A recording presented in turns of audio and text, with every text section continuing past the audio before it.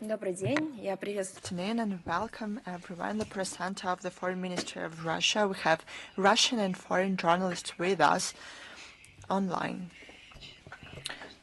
A regular weekly briefing will start with the schedule of Foreign Minister Sergei Lavrov. I'll remind you, we talked about it in detail during the previous briefing, and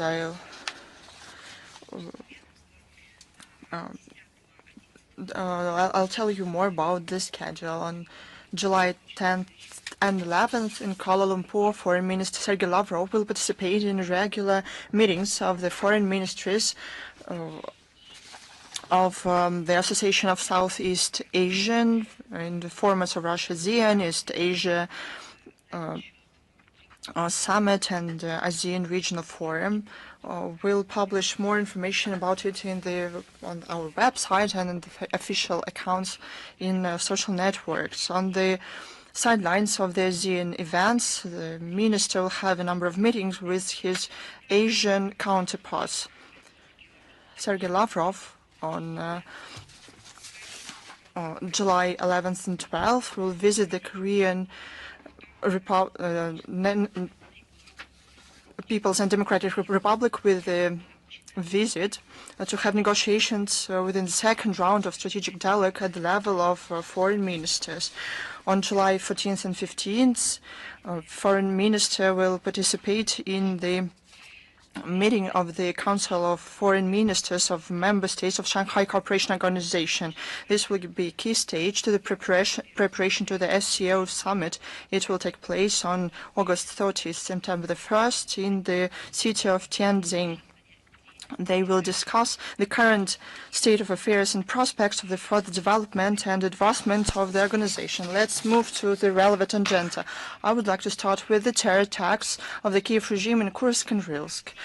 On July the 8th, when Russia celebrated a bright holiday, the day of family, love and fidelity, Ukrainian Nazis with limitless cruelty made two targeted drone attacks against the city beach in the city of Kursk. There were a lot of people with children there. They knew those Ukrainian neo-Nazis who they were going to strike. 3 men were killed, including a law enforcer. He helped to evacuate people from the beach during the second cynical attack. 7 people were wounded, including a 5-year-old boy. The same very day, Banderovets struck with drones the civilian facilities of the city of Rilsk. The building for communicable diseases unit of the Central Regional Hospital and ambulance building, 2 women were wounded. We express heartfelt condolences to the loved ones of those killed and wounded during this terrible terror attacks. We call on the sensible part of the international community who is capable to see the atrocities that the Kiev regime commits in its true colors. What those human rights structures are for if they don't see how beaches, city beaches are targetedly struck, killing people and children. The Western sponsors who supply Kiev with armaments must understand that they are directly responsible for terror against the Russian children, the elderly, women of our country, against the civilians. They are accomplices to the military crimes of the Zelensky regime. Now about the situation in Ukraine in general. Pushed by our forces on all the fronts, the Kiev regime, unable to do anything in the far front, the regime mired in shameless terrorist attacks against civilians and civilian facilities in Russia. Some 160 people were affected.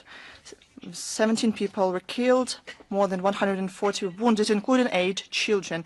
I'll give you only selected facts of the Ukrainian crimes. the Belgorod region on July 3rd and 4th. The drone attacks wounded at least 16 people, including 2 children. On July the 6th, on the Shebekino-Belgorod freeway, a drone attack killed 1 man and 1 woman. On July the 7th, following a drone attack in the village of Borisovka, 3 people were wounded, including an 18-month-old child. The Bryansk region, on July the 3rd, the drone attack against a civilian car in the village of Veloshki, 1 man was killed, 1 woman was wounded. The Kursk region, on July the 4th, following a drone dropping explosive on a car in the village of Rizhevka, 1 people was killed, 2 wounded. The Lipetsk region, on July the 3rd, the debris of the drone took down by the air defense system killed a 75-year-old woman. 2 civilians were wounded. The Zaporozhye region, on July the 4th, a drone attack on the village of Konstantinovka wounded 3 people, including 2 children. On July the 7th, following the shelling in the city of Vasilievka, a 19-year-old young man was killed, at least 6 people wounded. The Kherson region, on July the 4th, the Ukrainian Nazis attacked with a drone the central regional hospital in the city of Veloshki, destroying it. On July the 6th, they barbarically shelled against the building of the city hospital in the city of Novaya Kakhovka. The same very day, following the aggression of the Kiev regime, a 67-year-old woman was killed, a 61-year-old man was wounded. The Donetsk People's Republic, on July the 4th, Ukrainian Nazis struck with the HIMARS MLRS against Donetsk, killing 4 people and wounding 4 more people. The Lugansk People's Republic, following the terror attack organized by the Kiev Special Services on July the 3rd, the former mayor of the city, Manolis Pilavov, was killed. He was the mayor in 2014-2023. 3 people were wounded. In Moscow region, on July the 4th, the debris of the drones, Ukrainian drones, 2 people were wounded in the Sergeyev Posad region, the Rostov region. On July the 4th at night, in the village of Dolotinka, following a drone falling on a house, 1 elderly woman was killed. The Russian courts continue to give sentences to Ukrainian neo-Nazis and mercenaries. Ukrainian militants received long sentences. Evgeny Kalashnik, 16 years. Vladimir Gorbatko, 16 years. Sergei Kopchuk, 16 years. Alexander Prokopenko, 16 years. Vladimir Popovich, 16 years. Andrei Milentiev, 15 years. Nikolai Tesla, 15 years. Georgy Mikusha, 15 years. Sergei Smolko, 13 years. 14 years of in prison in the absentia were given to Georgian mercenaries Georgy Gogoladze, Gele Radze, as well as the militant with dual Switzerland, Israel citizenship, Matola Avidoran. They are wanted internationally. The investigative committee of Russia established that on January 24th, 2024, the Russian plane was taken down with the crew, Russian officers accompanying 65 Ukrainian POWs. Those giving orders are wanted internationally. The decision of Washington to suspend military supplies to Ukraine during the reviews of Pentagon depots made the Kiev regime and its European sponsors seriously worry. The Foreign Minister Sibiga said that the Presidential Office of Ukraine is prepared to rent air defense systems in Europe.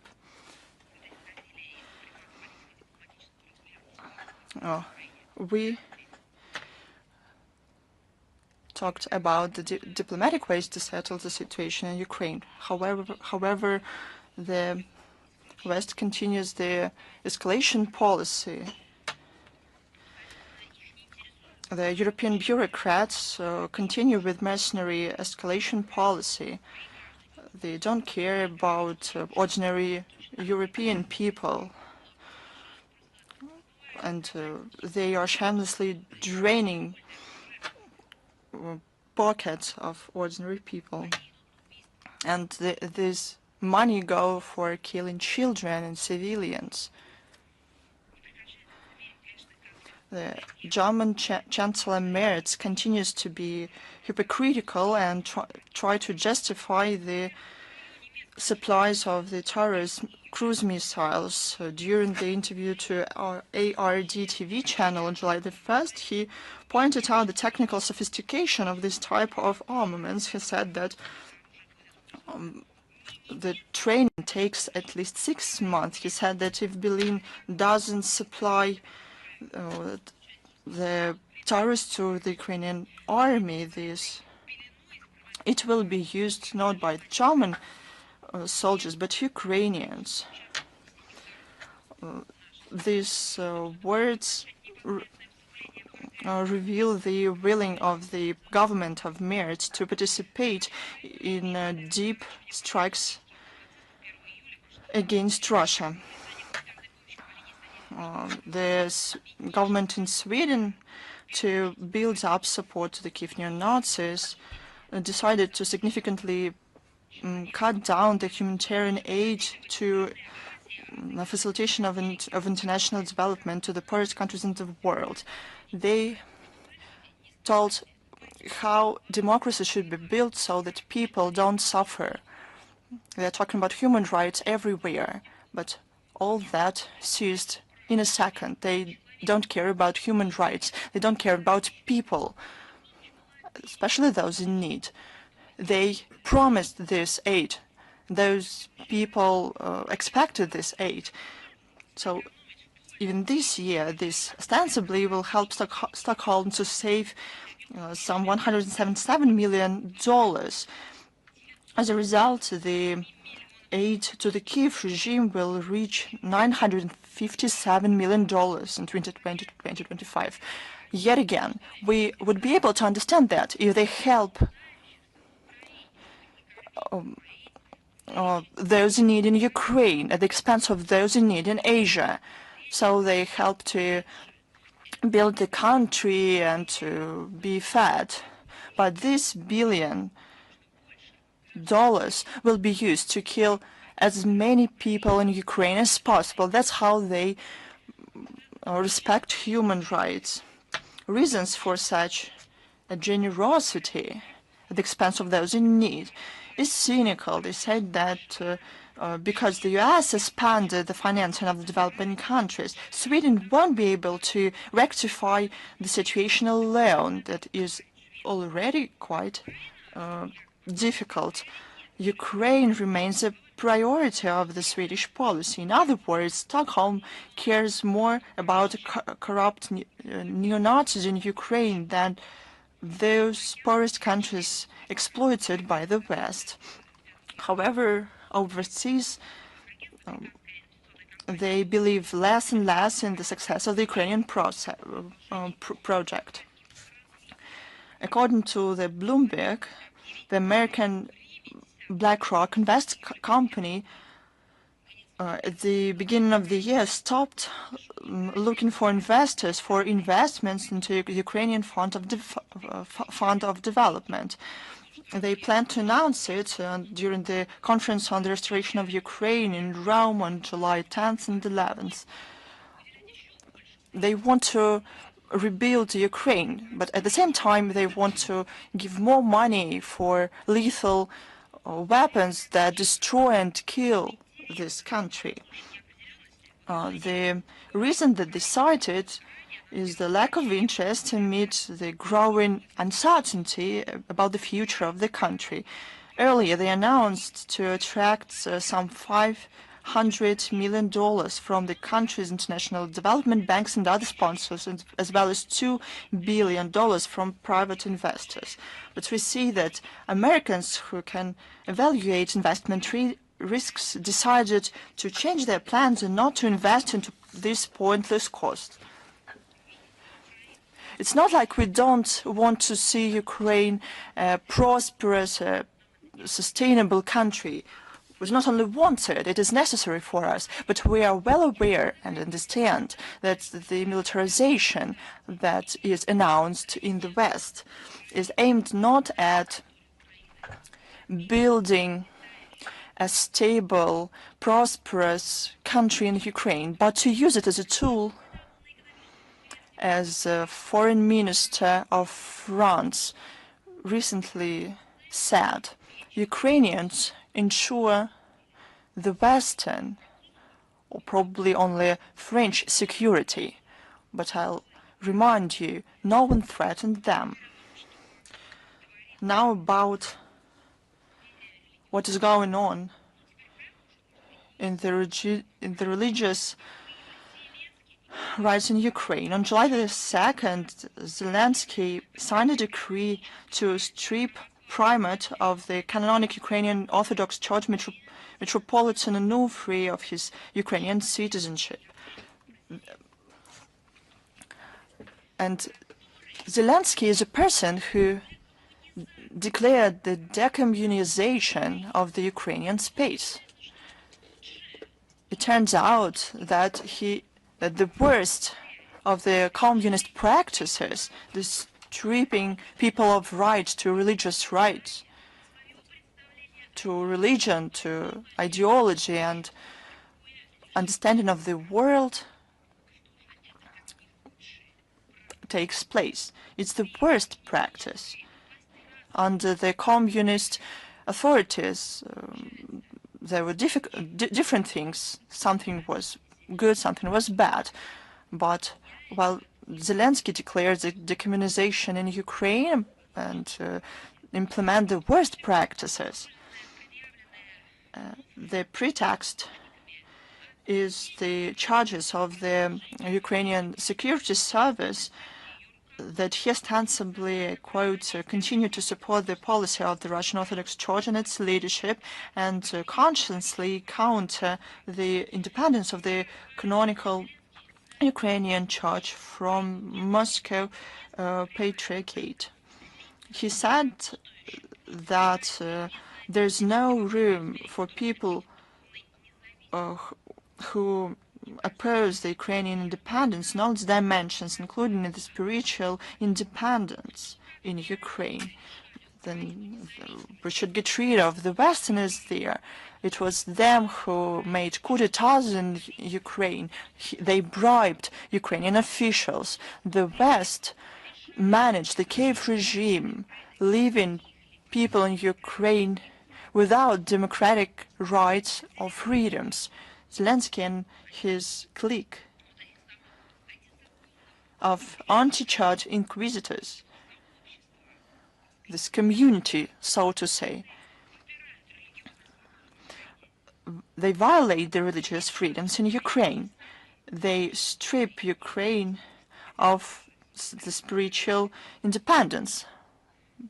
They came up with this term as well to destroy this major religion in Ukraine with a shameful silence from the relevant international structures and majority of Western advocates of human rights. They resorted to another act of impunity to behead the Ukrainian Orthodox Church. They understand that it could be dangerous. On July the 2nd, the Verkhovna Rada of Ukraine terminated the contract with the Ombudsman on protection of the state language Taras Kremen. He said that he was willing to fulfill his duties, but he became such a notorious figure even for the modern Ukraine that the MPs of Ukraine dismissed him. Over the 5 years that he worked on this post, he gained a reputation of an ardent opponent of the Russian language. He supported the ban of speaking Russian during the breaks at schools, supported the cancellation of the studying of the Russian language, called on to get rid of the Russian titles of the populated areas in the countries, and he said, I quote, Ukraine is only for Ukrainians. By and large, he promoted an openly neo-Nazi mottos. The number of school children who studied Russian went down by almost 600 times, from 455,000 to 768 people. The parents understand what this means. This means repressions. He is proud of complaints and reports on the violation of the language legislation. According to him, since the beginning of 2025, more than 1,000 complaints were filed. It's something like a fairy tale, but it is the modern Ukraine. The majority of the complaints took place in Kiev, 582, the Odessa, 178, the Kharkov, 171, Dnipropetrovsk, 138, and Kiev, 54 regions. They're proud of it. Despite the efforts of this Sprechen-Führer, the people do not rush to start speaking Ukrainian. They continue to speak Russian. And the efforts to separate the residents of Ukraine into the right and the wrong ones, as he said it, on the basis of the language, does not contribute to the protection of the state language, but directly violates the Ukrainian constitution that says that there is a ban on discrimination. And it guarantees the protection of the Russian language that they have not annulled it yet. It just splits this society, encourages people to spy and to inform on each other, to hate each other. The media says that this inquisitor will be supplanted by actor and film producer Mr. Zavarsky, who was against forceful Ukrainization of the country. He said that one should not impose the language, one should create motivation to learn the language. Well, he sounds like a decent, adequate person, but do not be deceived. In the political establishment, it is often the case when the person does not hold an official post, but then when he comes to this post, he starts voicing non-sound judgments. Remember, when Zelensky was running for the president, he was also saying that one should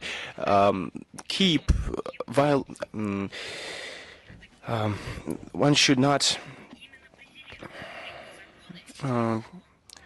care about the Russian language, let people speak it, but then he promised to revise the language legislation. But then other legislation bills were adopted, including the bill on the complete secondary general education, on indigenous peoples, on national minorities or communities of Ukraine, on preschool education that codify the discrimination of the Russian language.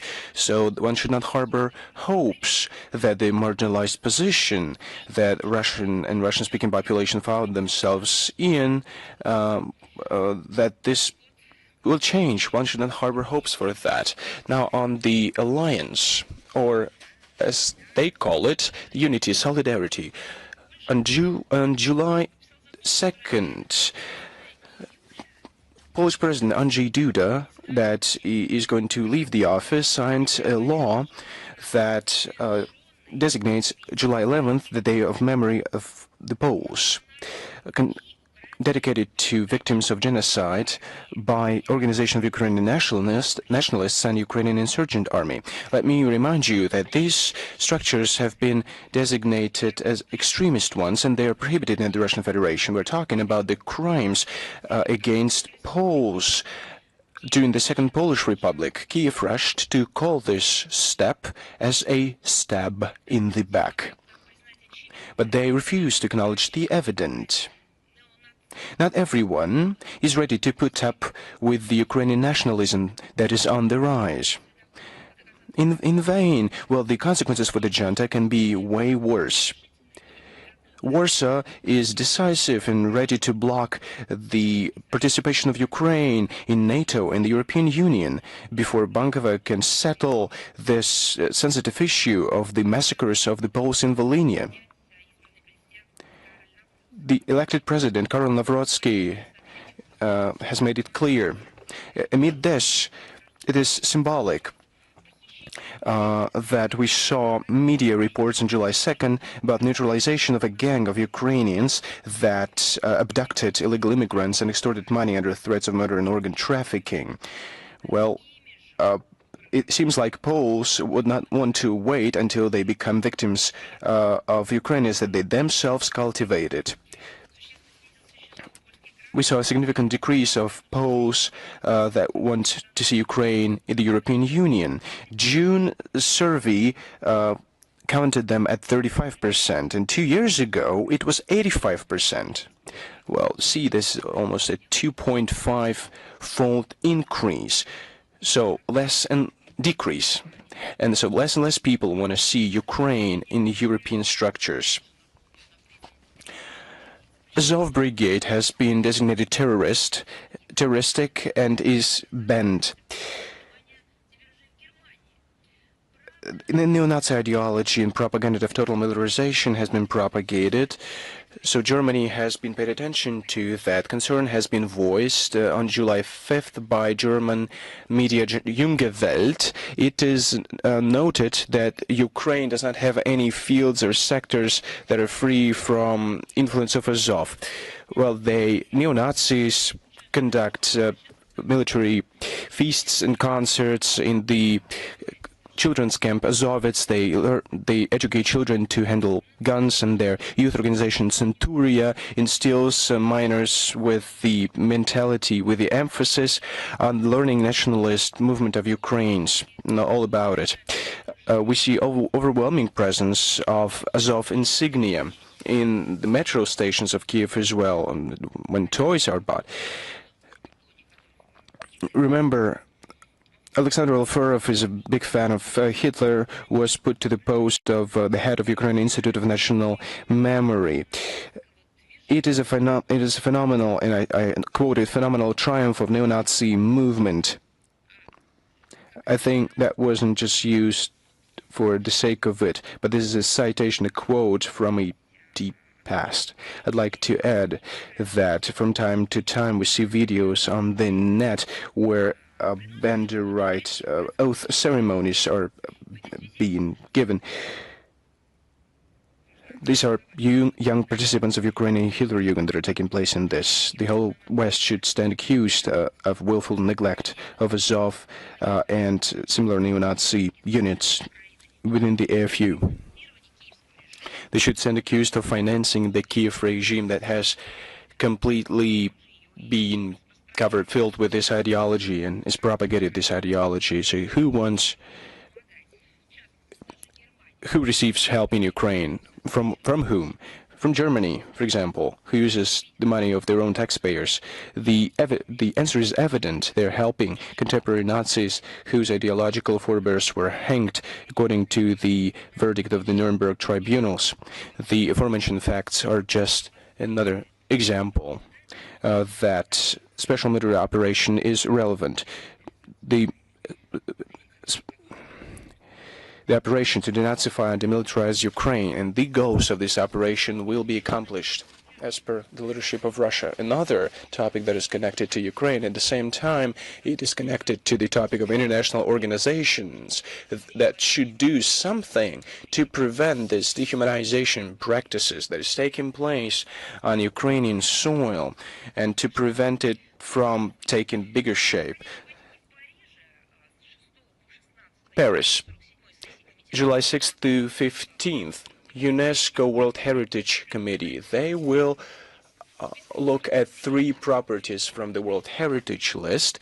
In 2023, they were inscribed in the list of objects under threat. What are we talking about? We're talking about the following properties: Kiev and related monastic buildings, Kiev-Pechersk Lavra, Lvov, the ensemble of the Historic Center, and the Historic Center of Odessa. It has become evident that the UNESCO Secretariat is biased in terms of the situation in Ukraine. Representatives and bureaucrats of this organization refuse to see the lawlessness in this country. Let me remind you that the memorials to the founder of Odessa, Catherine the Great, as well as Field Marshal Suvorov, have been dismantled, demolished by the Kiev regime, but Zelensky kept silence. Following this barbaric act, he commenced policies to conserve the heritage of Odessa. But it's nothing without those memorials. Maybe it was a connivance between the Secretariat of UNESCO and the Kiev regime. They said, well, just demolish these monuments under cover of night, which are directly connected with real founders of Odessa. Well, following that, I presume they said so in UNESCO Secretariat, we will codify this status without those monuments, and we will preserve that under the aegis of UNESCO.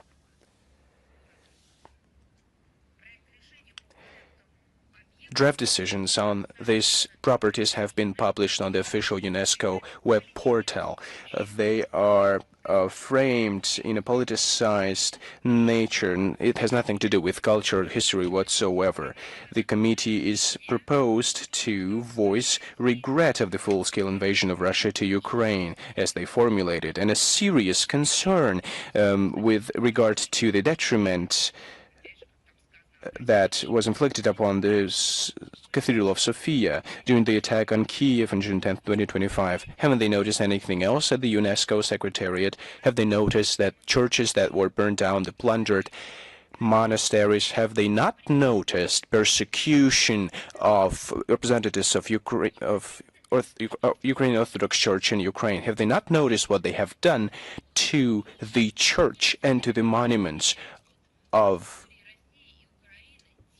great figures that do not separate between Russia and Ukraine? They declared war on them. Haven't they noticed all of those acts? Such wording runs counter to the practice that has been established in the committee to not cite the sides of the conflicts.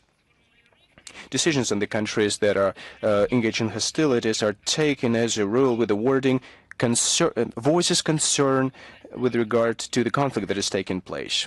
Because UNESCO is taking a different stance.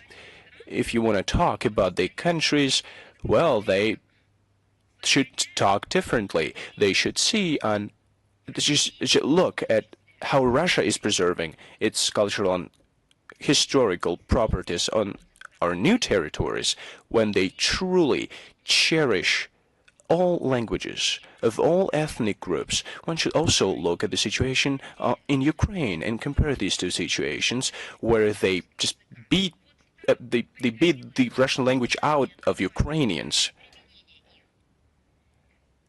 That's where you would need to name the countries, but it has nothing to do with the mandate of the Convention Concerning the Protection of the World Cultural and Natural Heritage of 1972, and exceeds the authorities of the World Heritage Committee of UNESCO as its governing body. It contravenes the provisions of the Declaration of Principles to promote international solidarity and cooperation to preserve world heritage. It was adopted in 1972 during the 23rd session of the UNESCO General Assembly.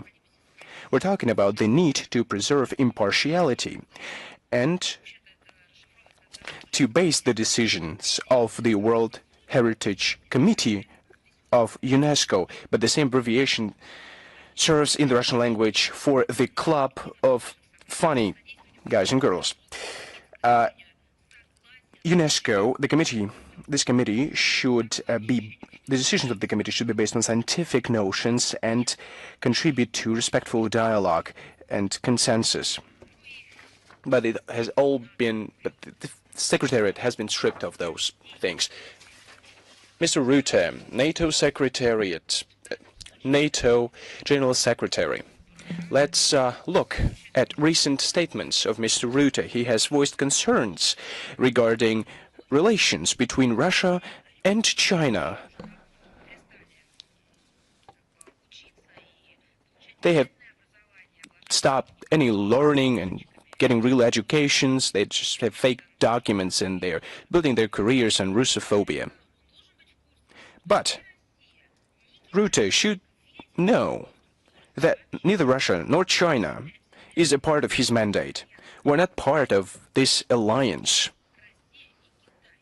Rutte versus Russia and China, we don't have anything to do with Rutte.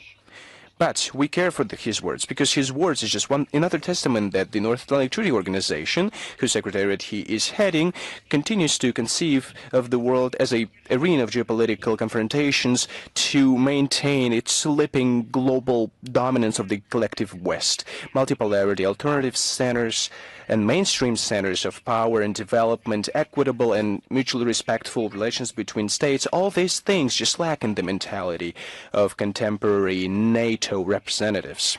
As far as the military cooperation between Moscow and Beijing goes, I'd like to dwell on this in detail. It is truly an important component of the Russian-Chinese comprehensive partnership and strategic cooperation in this new era. It contributes to ensuring security of our countries and to maintaining stability in key regions of the planet. When NATO representatives are talking about this so-called security that they should implement also through or via Ukraine, using Ukraine. But who was threatening you? Can you cite at least one document that was saying that somebody was threatening NATO? There are no statements like that. But when we are talking with the Chinese about our own security, we're talking about this knowing what we're talking about. We know the history. Because history shows that we have always been under attack. But we are using NATO documents, and our countries are cited there as potential adversaries of NATO. So I'd like to note the following. Our cooperation with China is implemented in strict compliance with the international law. It's absolutely transparent. It does not have a hidden agenda. It doesn't have anything to do with bloc or confrontation nature. It is not aimed against any third countries. We have close cooperation between the armed forces of Russia and China. It is based on deep trust. It has a special nature and unprecedentedly high level of interstate relations. It is not a union, but it exceeds the traditional nature of traditional alliance during the Cold War. That's why the notions of Secretary General Rutte that PRC's President Xi Jinping should or would call Russian President Vladimir Putin before attacking Taiwan, provokes our profound bewilderment and justified indignation. And of course, we are, wondering whether Mark Rutte is mentally healthy. Of course, we have concerns because of the mental state of General Secretary of NATO. What are we talking about? What kind of an attack if Taiwan is an integral part of China? Is that only our principal position? Not at all. This is our fundamental, unwavering position. As far as I know, all NATO countries recognize this fact. At the same time, they speculate on the admissibility of such manipulations. Verbal, linguistic, or mental manipulations. You name it.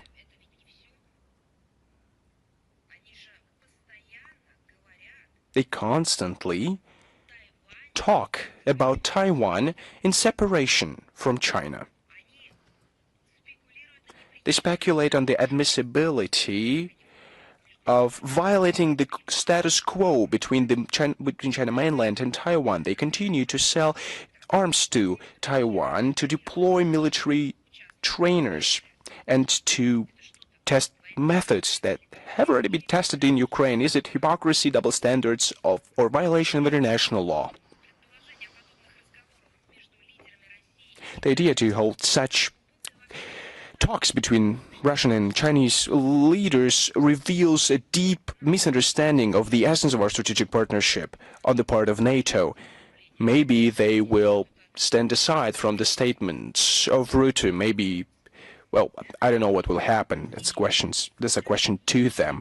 I'll remind you that Russia and China don't have any military bloc. We don't have any hierarchy.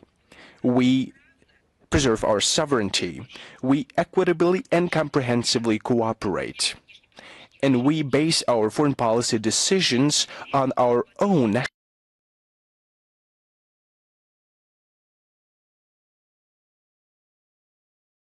Nobody has any vote there on, general issues. Neither do we have any vote on issues that are so important for them. I'd like to underline that Russian-Chinese cooperation in military and technical areas is based around exclusively positive and constructive agenda. Confrontation is not part of our philosophy. Brussels continues to convince itself that Russia is a threat and China is a... Это там фобии, у нас конструктив. Вот откуда исходят настоящие риски военной эскалации, показывают итоги недавно завершившегося саммита НАТО, на котором страны-члены, напомню, единогласно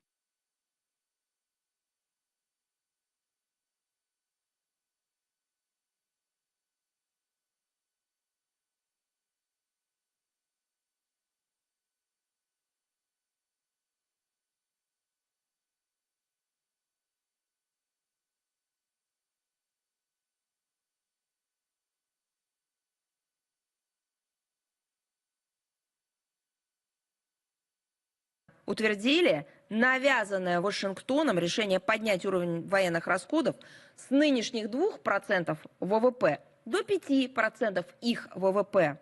При этом уже сейчас их совокупные траты на оборону составляют почти $1,5 триллиона. Это, просто напомню, больше половины всех мировых расходов на эти нужды. Рюте, как известно, внес существенный вклад в продавливание этого обязательства среди европейцев, чтобы порадовать того, кого он назвал папочкой. Откуда будут браться эти средства?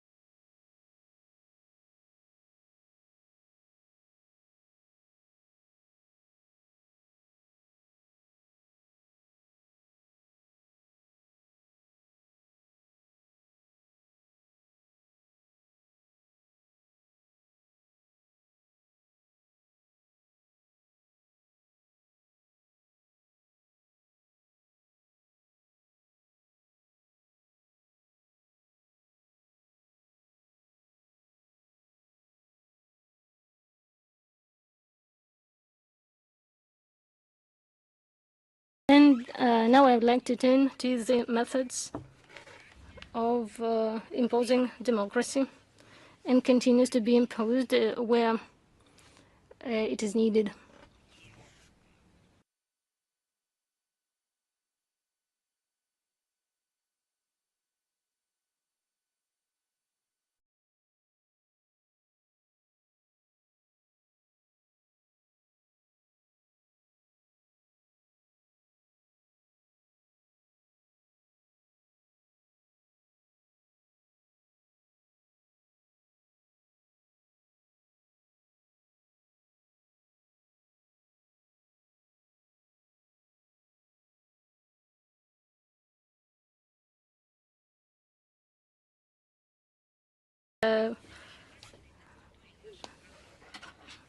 Of the Russian Federation finally got a solution on the Yale University issue. This is not because this is not a desirable institution, but because it's a hostile one acting against our country. The name of the School of International Relations on the door is hiding the idea of not preparing the global leaders, but professional. Выпускников наши любимые персонажи из так называемого фонда борьбы с коррупцией. Помните, да, он признан экстремистским и запрещен в Российской Федерации. Те самые, кто с таким усердием применял полученные в Еле знания для организации хорошо оплачиваемой протестной активности в России, просто звериными методами действуя. Не могу не сказать и о том, что это так называемый гуманитарный университет активно участвует в юридическом обосновании грабежа. Пытается, как они говорят, законно, а мы, конечно, понимаем, что незаконно, украсть российские активы, замороженные, как они формулируют, а на самом деле заблокированные Западом, чтобы потом переправить их на финансирование киевского террористического режима. То есть лицо прямое соучастие в гибридной войне против России и прямое покрывательство грабежа. И это после вот всего, если после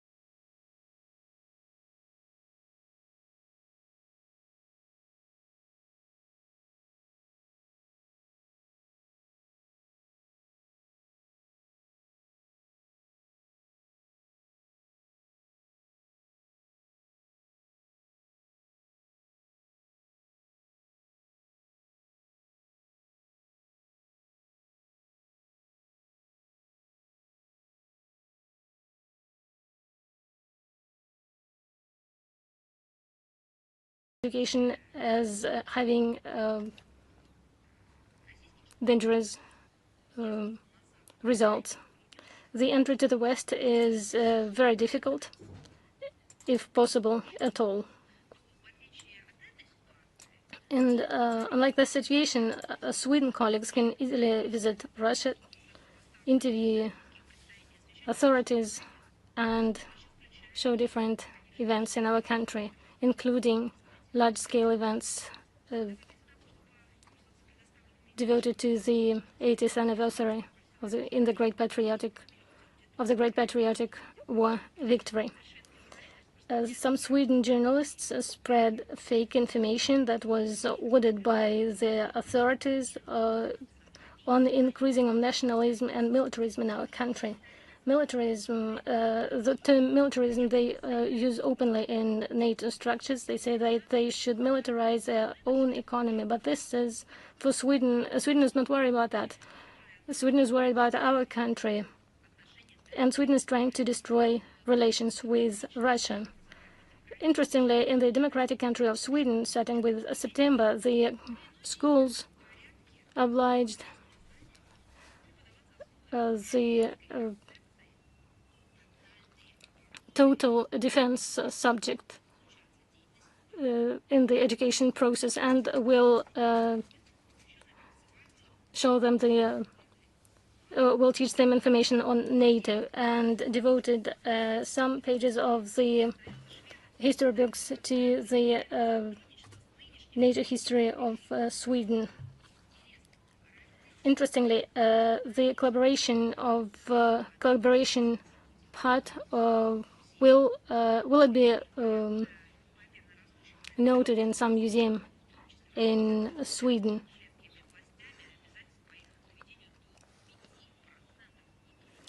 Not mentioning the need of Stockholm to assume the obligation to increase military spending up to 5% from the GDP. In this context, we would like to wish our colleagues working in Sweden media to look at our country without Russophobic ideas.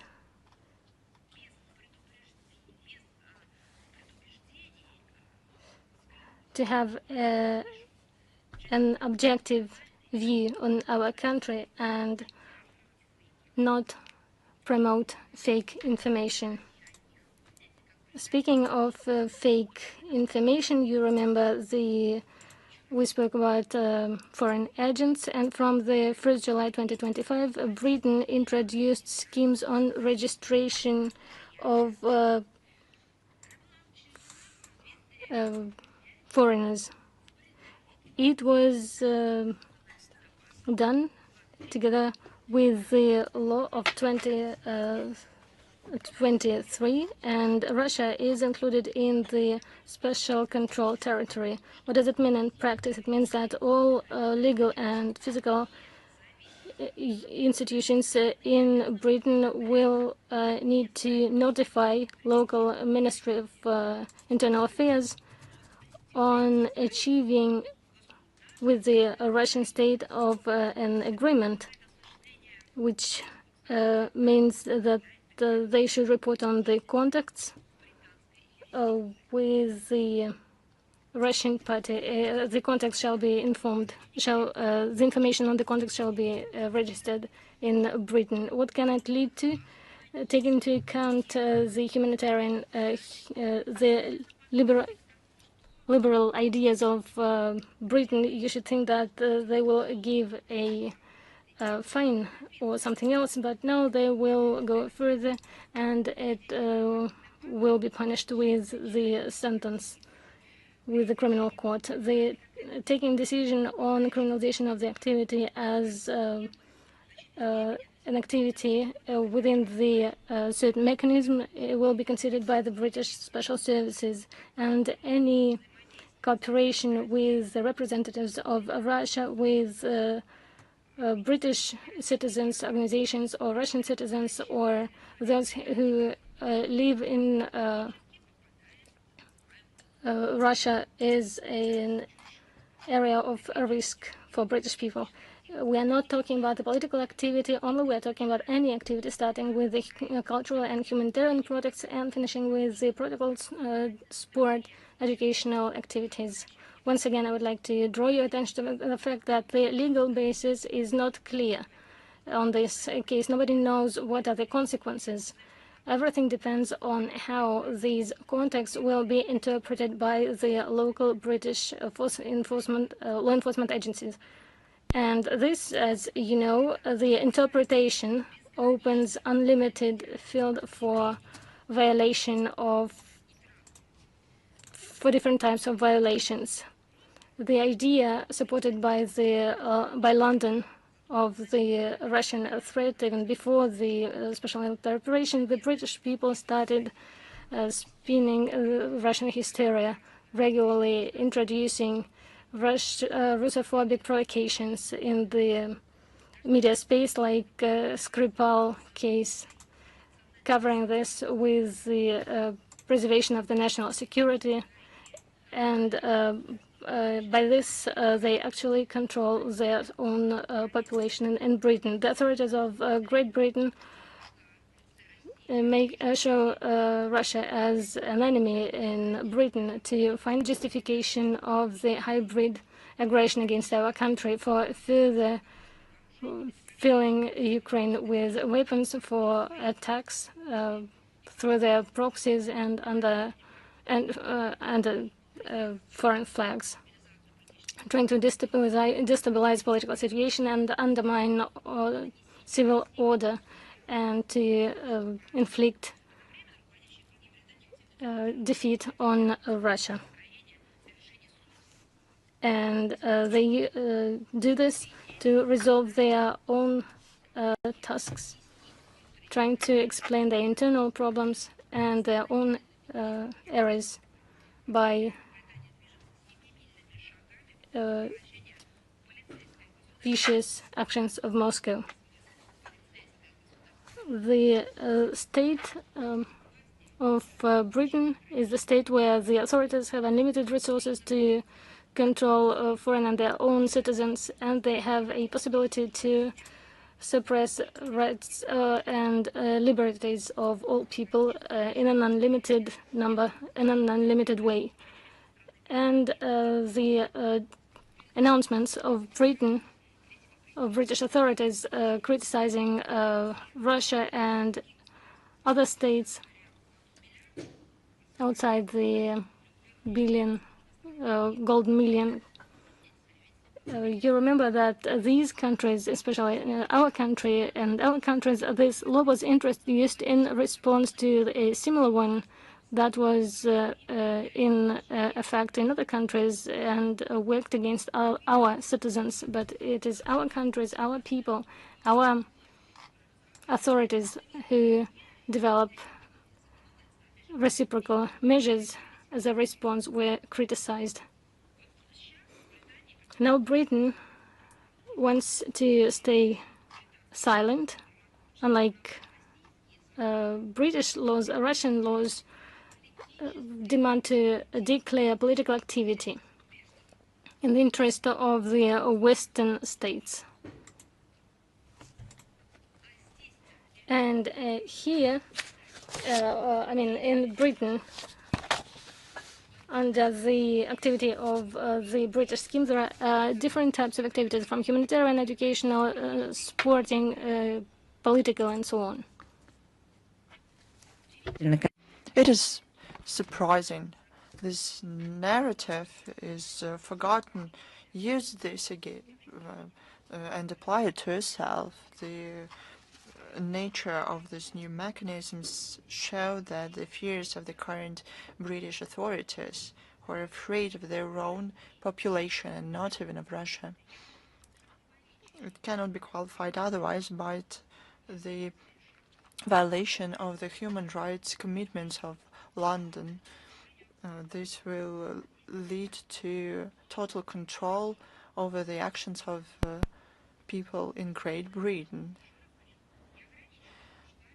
and to limitless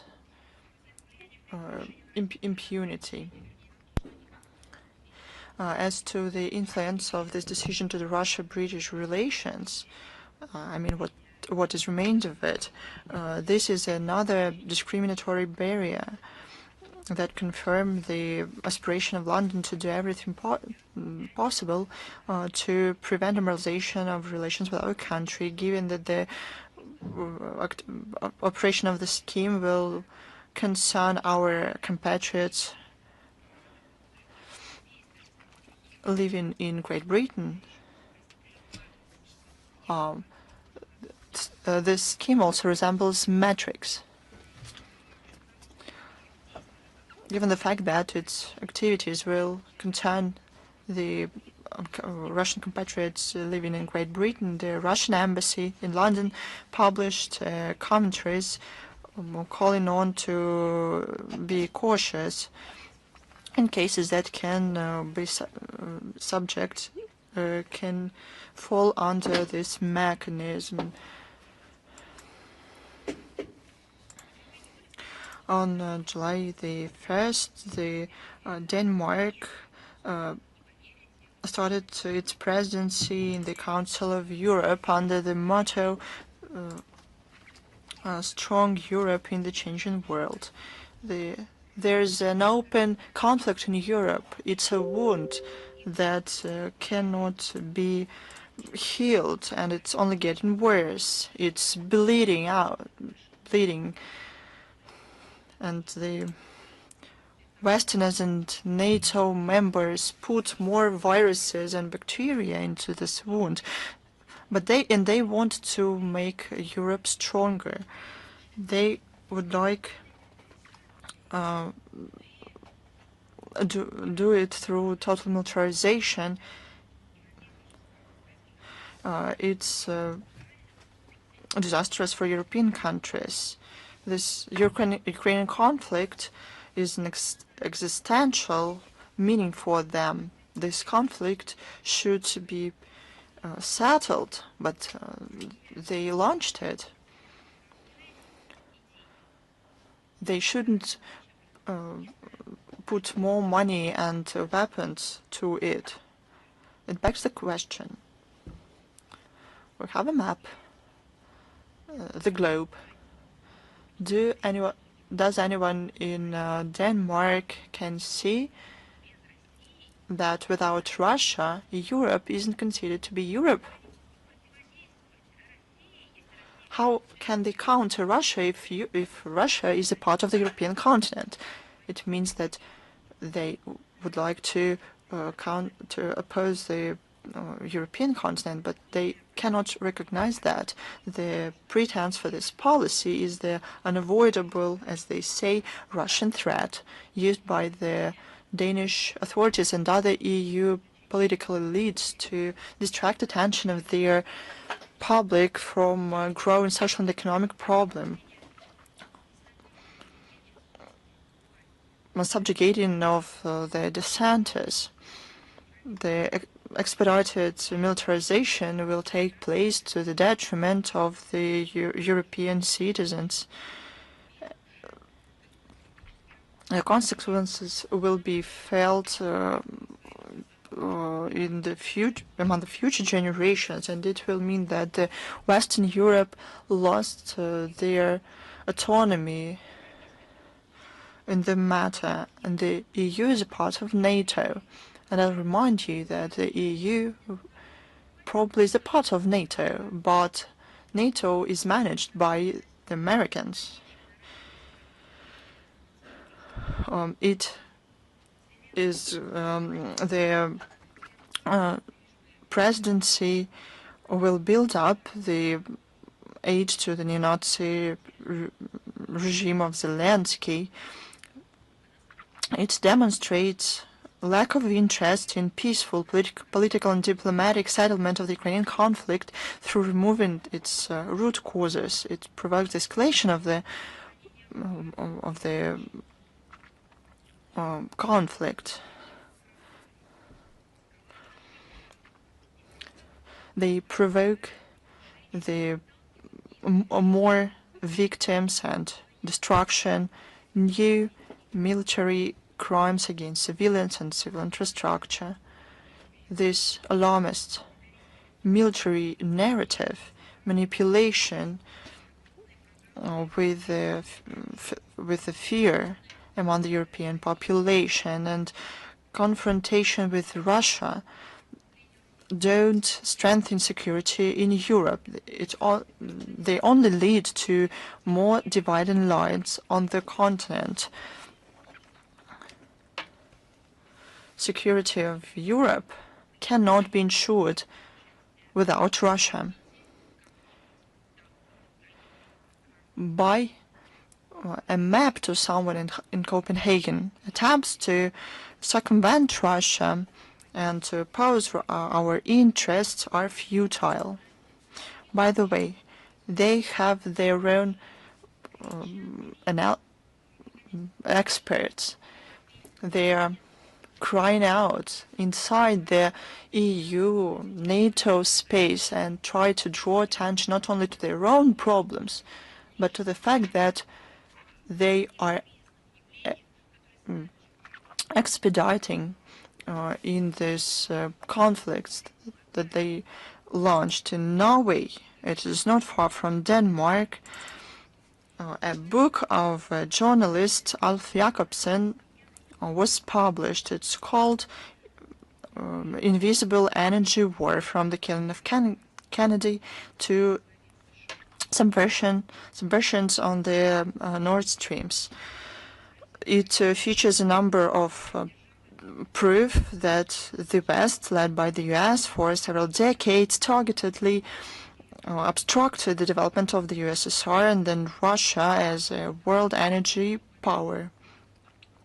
The culmination of this destructive effort is the conflict in Ukraine and Nord Stream's explosions in September 2022. This terror attack against Nord Streams was a planned operation funded from the by the Biden administration. The Western Europe and especially Germany was hurt by this. Based on certain facts, the book writes about the involvement of Norway into the subversions, and Russian oil and gas, I quote, played a decisive role in European well-being, end of quote. However, they are not grateful. Beneficial cooperation with Russia that has always supported and has always been a reliable supplier of energy to Europe fell victim to the ambitions of the politicians, simply because someone had political ambitions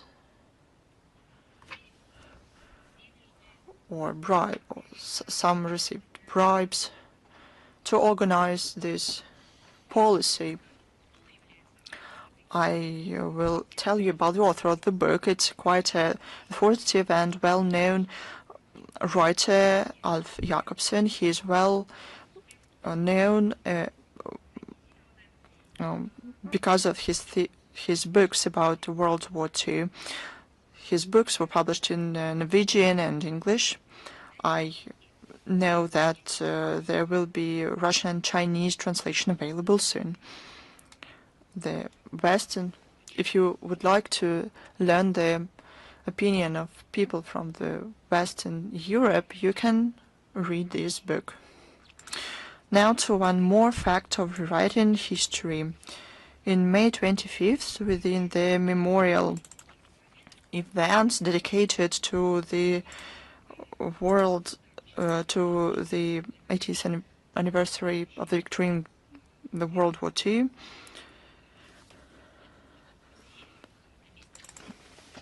in Herbert's house, there was a wreath-laying ceremony on the behalf of the ambassador of Russia to Germany as the General Consulate of Russia in Bonn and General Consul of Belarus in Munich.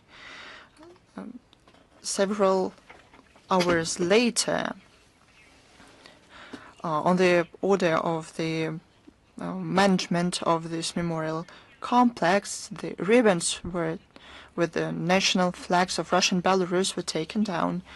The prosecutor's office in Munich ruled that it was not a crime. But who can agree with this? What is this? What kind of new interpretation of the law from the Munich law enforcers, so to say? We cannot hope for them to be unbiased. But, however, they are obliged to know that there is a diplomatic immunity. It is applied to diplomatic and consulate representatives of foreign missions. They are infected with Russophobia, nationalism, and we always see nationalism against Belarusian people as well. And it's terrible for people who are in charge of the Dachau Memorial Complex. They are accomplices of abusing the world history. It was World War II, and the history of it is global. It's the world history. They're abusing the world history. We'll continue demanding the German authorities to bring to justice all those involved in this abuse of the state symbols of Russia. We call on Berlin to abandon the escalation and such a policy. There's good news from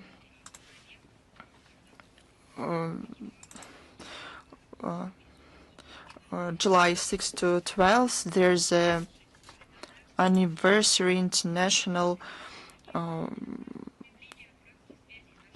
car ride between the cities of military glory of Russia and the Republic of Belarus. This event brings together caring people in the Rostov region. The participants will visit the memorial complexes in Moscow, Rostov-on-Don, Tula, Kaluga, Smolensk, Vitebsk, Brest, Minsk, and other cities. Special attention will be given to the exhibition Diplomacy for the Sake of Peace. The culmination will take place on July 19th in Moscow and will feature a wreath-laying ceremony to the tomb of the unknown soldier in the Alexandrov Garden. The German ambassador, I imagine, a German ambassador comes to a memorial complex. The complex is dedicated to the memory of the heroes of the Great Patriotic War. For example, the Eternal Flame. And the ambassador of Germany or any other NATO country, as they usually have done and continue doing. They bring a wreath with ribbons in the colors of the national flag, because it is important for an ambassador. It's not a personal present or flower bouquet. They don't do it in their personal capacity, but they do it on the behalf of their country. And a NATO ambassador or a German ambassador put this wreath to the internal flame, to the tomb of the unknown soldier with the national symbols. They kneel after that, and they leave, and somebody come and take down the ribbons or other symbols. For example, some writings that are there. And this is a gesture of barbarism. Can you imagine something like that?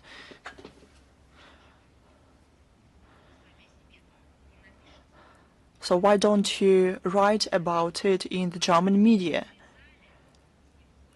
About how symbols of Russia and Belarus were taken down. And these countries suffered huge losses in that war, and diplomatic representatives commemorated those victims. Why don't you write about it? Why don't you call on your compatriots at all levels to stop this frenzy that, first of all, will hit you and hurt you, but it will be too late. We continue following the international chess tournament. The first and second rounds were mentioned during our briefings of December 18th, 2024 and February 27th, 2025. On July 10th through 13th, Moscow will see the super final of this competition. This event will finalize a number of selective stages that took place from December 2024 to until June 2025. it will bring together more than 200 participants. This platform will unite the best young chess players from Russia and winners of the selective stages from countries of SCO and BRICS.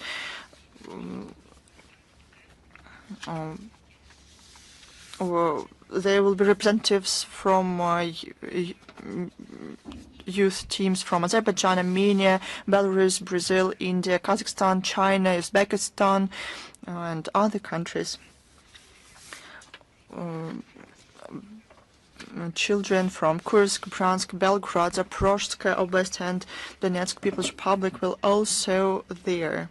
The ceremonies of inauguration and awarding ceremony of the winners will be participated by the representatives of the Council of Federation and the State Duma of the Federal Assembly of the Russian Federation and a number of federal ministries. This tournament will be broadcast online and all the links will be available in the text of today's briefing. We invite chess players and media representatives to participate in this event. On July 12th, we celebrate the 65th anniversary of one of the leading camps in Russia, the All Russia Child Center Orleanik. It was opened in 1960 on the shore of the Black Sea in the Krasnodar region. It became a forgery of talents, the place where the stars of future scientists, artists, athletes, and diplomats start their careers. The children who go there learn the most important things: the love for the motherland, mutual respect, friendship without borders. In 2025, the camp was given the status the UNESCO associated school. This defines the humanitarian and cultural function of the programs implemented in the center. But this is not it. It has unique educational programs. They hold festivals, sporting and cultural events. It maintains ties with other countries based on mutual respect, despite the unprecedented pressure on Russia from other countries. It is open for everyone. There is no unwillingness to interact with children only because of the country of origin. It has never been like this, and never will be. The camp will have a lot of children every year from the countries, from the neighboring countries, and from all regions of the Russian Federation. We're proud that this camp continues traditions based on good neighborly relations, mutual help, humanism. We are sure that the center will continue being like this. We congratulate the management and the teachers of this wonderful camp, Orleanik. Еще одна важная дата, 17 June 17th, we celebrate 60 years of the establishment of the diplomatic relations between the Gambia and Russia. We're connected by friendly relations based on mutual respect and consideration of each other's interests. It's symbolic that it is 2025 that marks the opening of the Russian embassy in the Gambia. We hope that will give additional impetus to the development of bilateral ties in the current world. We hope that the foreign mission will help to step up mutual cooperation in different areas. Currently, Russia and the Gambia maintain a sustainable political dialogue. They coordinate their actions at the UN and other international platforms. Last year, let me remind you, a working visit was effected by Gambian foreign minister to Russia. Steps are being taken to expand bilateral cooperation in trade, economic and investment areas. And the Russian economic operators are aided in entering the Gambian market.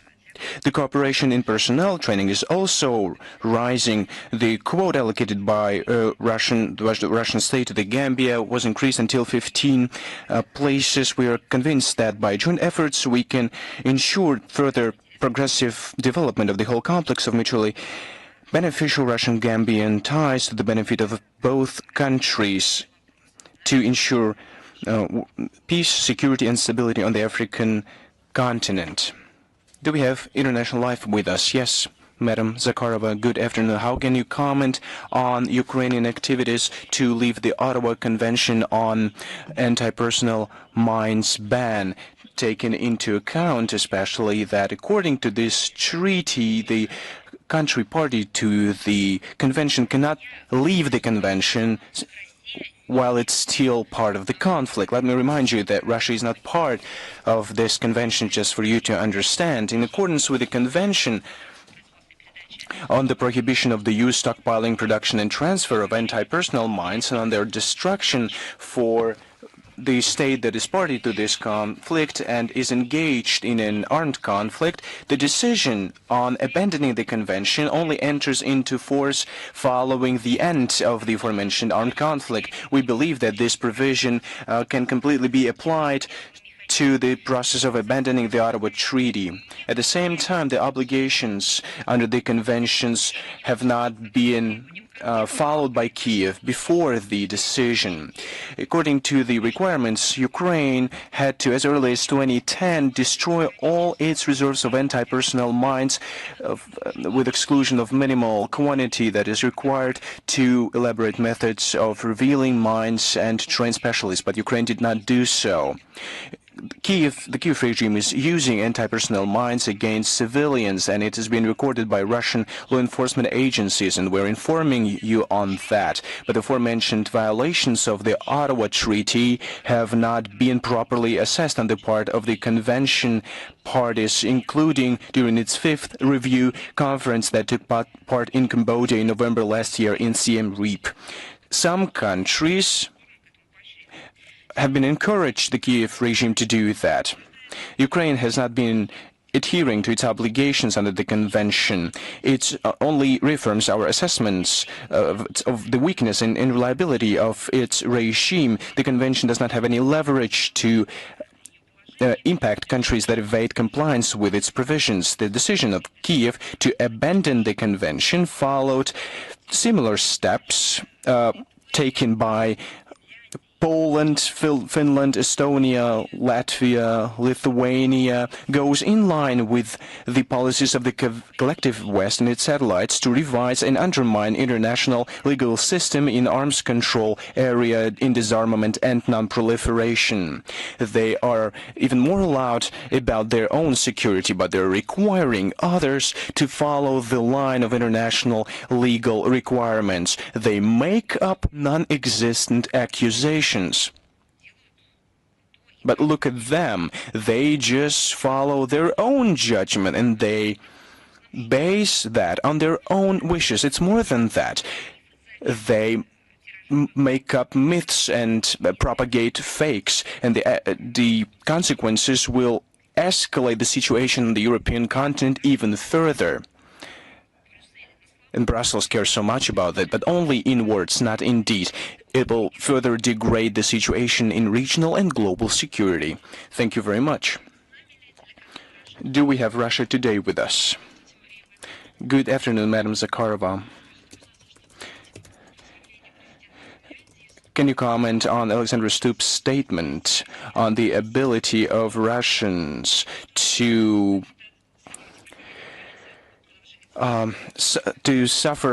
sustain injuries and pain? I can only second these words, but not in my personal capacity.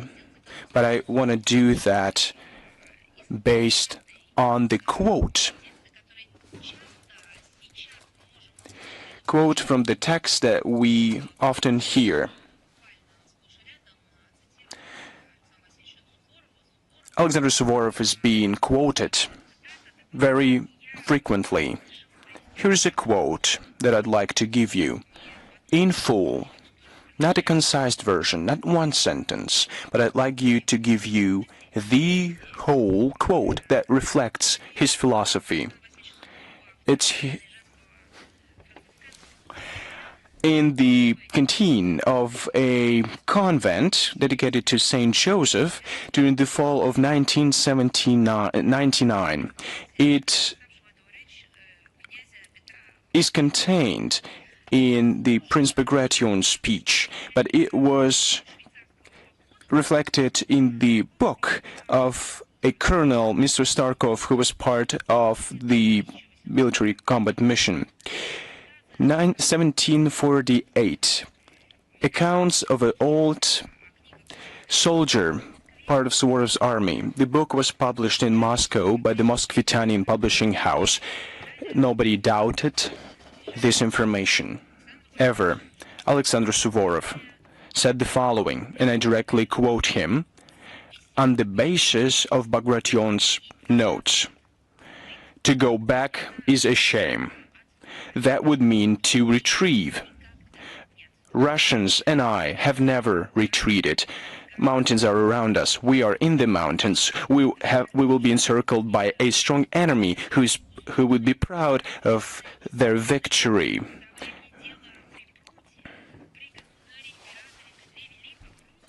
Peter, even as early as Peter the Great was in power, the Russian troops were never in that dire position as we are now. We have always emerged victorious, and the glory of Russia has been shining for over 80 years, represented by its banners. And this glory was everywhere, from the east to the west, and the enemy was afraid of Russia, and the protection was given to Russia by its allies. But Peter the Great was one of the greatest czars who ever lived.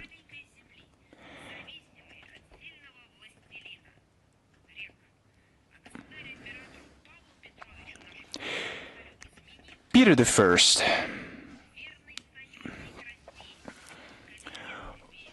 was wronged by Austria. The governor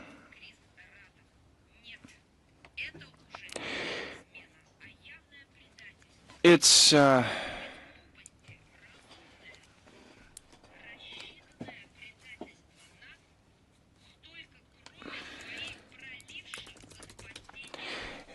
a betrayal. They have shed a lot of blood. We cannot expect any help from anyone. We only have hope for God and for our great bravery and for self-serving attitude of our troops led by you. Only this is what we have. We are on the brink of a precipice. We are Russians and God is with us.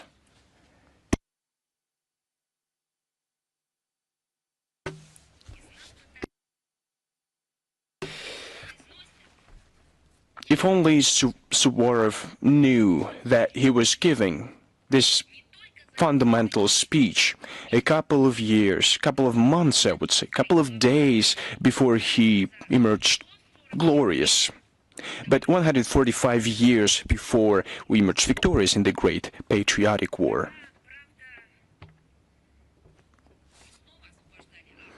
But then we were liberating Austria once again. Who would have thought that 100 years later,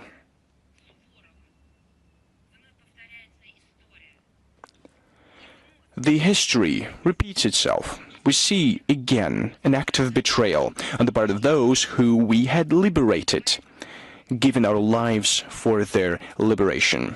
So Stube is correct in saying his words. It's part of our history. It's part of our blood. It's part of our life philosophy and our faith, and of course of our future. Thank you. We have Izvestia with us. Good afternoon, Madam Zakharova. We have two questions. Donald Trump said that countries that support BRICS policies will be subject to additional trade tariffs, 10% tariffs. What's the stance of Russia to protect its interests in the light of possible economic sanctions? You said you had two questions. I only have one. It's the previous administration that the blame should be put on. Why should others bear responsibility for their actions? We see what the American economy is like now, to what level it was brought. Liberal Democrats in the U.S. mocked common sense, their own economy, their own people. So why should the whole world pay for those things? Why shouldn't we ask Obama or Biden a couple of, percent from their pensions, from their profits, to cover damage and costs? We see what the situation is like now in the United States, and President Trump wants to revive the country to make it great again. Why should other peoples pay for these mistakes? Those peoples were exploited for centuries, and now they are still indebted, allegedly, to the West. I don't think this question should remain a rhetorical one. I think a concrete answer should be given to it. We carefully follow the U.S. actions in their trade policies, including the imposition of new duties with regard to a number of countries, including our partners within BRICS. This rhetoric reaffirms once again that the U.S. continues to use trade and economic tools, be that illegitimate sanctions or be that tariffs, whatever, as an element of political pressure, hiding behind slogans about fair competition and national security. Of course, we are forced to posit, regrettably, that this line leads to the destruction of the architecture of international economic cooperation, flagrantly violate WTO rules, and Washington, as very recently was insisting on the universal truth, the WTO as a universal truth, but it does not serve the interest of the United States. They should increase their competitive edge from within. They should seek internal reserves to overcome their crisis instead of solving their problems at the expense of others. Radical and unjustified increase in customs duties by the largest economy in the world undoubtedly carries huge risks for the global economy, and their consequences will be perceived by all countries. The global inflation will grow as the result of restructuring supply chains and altering trade flow geography. You will see structural imbalances and a decline in labor productivity, increased volatility in financial and energy markets. Ultimately, this will lead the world to a global recession. In Rio de Janeiro, BRICS summit just concluded, and all member states of these associations stand in solidarity in their assessments, and they have voiced concerns with regard to the increased tariff and non-tariff measures. As far as the consequence for Russia goes, we have been living in the conditions of restrictions, barriers, and sanctions regimes, illegitimate sanctions. It has now turned into a trade war against Russia. In this regard, we have a unique expertise of adapting and sustainably developing. Against this external pressure, Russia will continue to strengthen its economic sovereignty and step up its cooperation with states which are aiming their policies at rational approach and sound pragmatism, and of course at respecting international law and international law. Ukraine, according to Bild, is asking for billions of arms.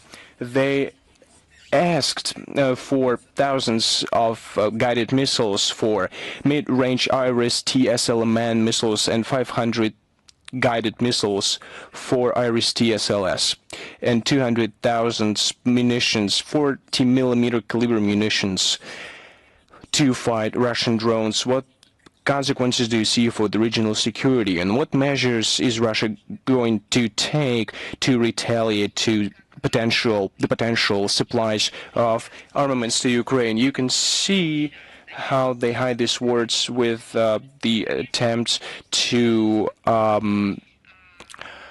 protect the Ukrainian sovereignty, although they have trampled it themselves. By using these measures, they're destroying Ukrainians and killing Ukrainians and the country. It will not be influencing any goals of the special military operation. It will only strengthen our goals to demilitarize and denazify Ukraine. But you know, in this context, there is another reason for a surprise. The current military and political situation in Europe, and we have repeatedly told about it, resembles resurgent revanchism of Kaiser and then later Hitler's Germany.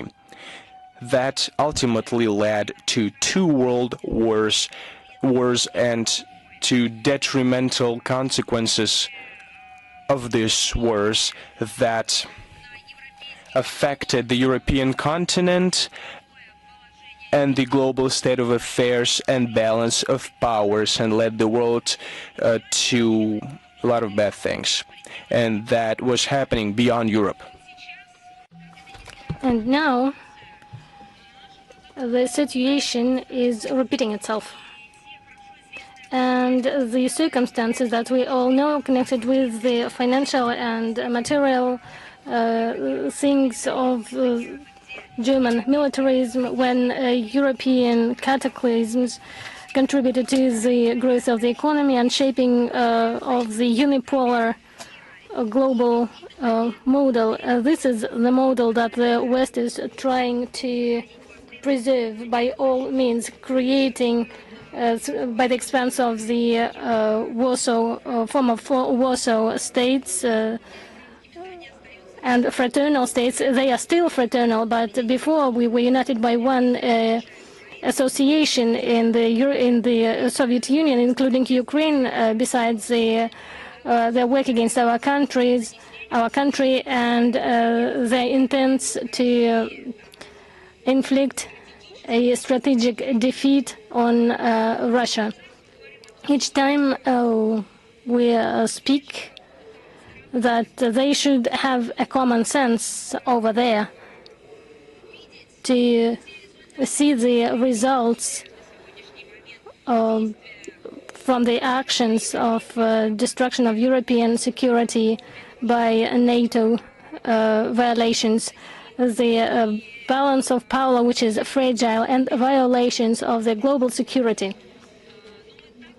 At the same time, we see how the society and political circles and white population of those countries, they have more and more questions and more demands to preserve their interests in security.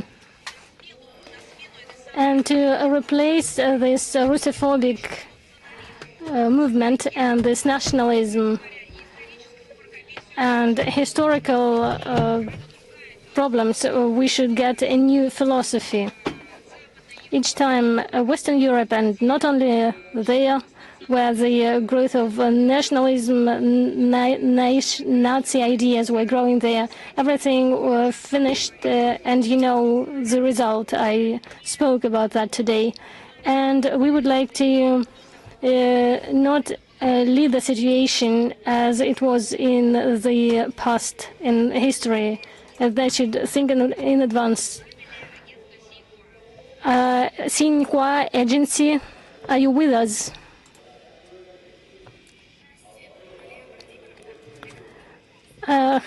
Hello, Maria Vladimirovna. I have a question. 17th BRICS summit. They said that during the summit, Donald Trump criticized BRICS for conducting anti-American policy and stopped relations with other countries that support BRICS politics. Would you comment on that? What can you say about the role of China and Russia within BRICS? Thank you. If I understand correctly, the question has to do with the BRICS summit and the reaction from Washington that it caused. I think that this part of the question, I covered this question when presented the materials and information to your colleagues from Izvestia agency in the conditions of transformation of geopolitical landscape. Our Russia-Chinese bilateral relations of the entire partnership, this is the character of our partnership and strategic cooperation. They continue to develop dynamically and demonstrate adaptability and stress resistant to the changing circumstances. The cooperation of Russia and China within BRICS and in general is not directed against any other. You know that I dwelled on this issue in detail today. At the same time, I would like to underline that our cooperation between Russia and China has a creative nature, focused on strengthening the social, political, and human potential, and to support the solution of real issues of the developing countries.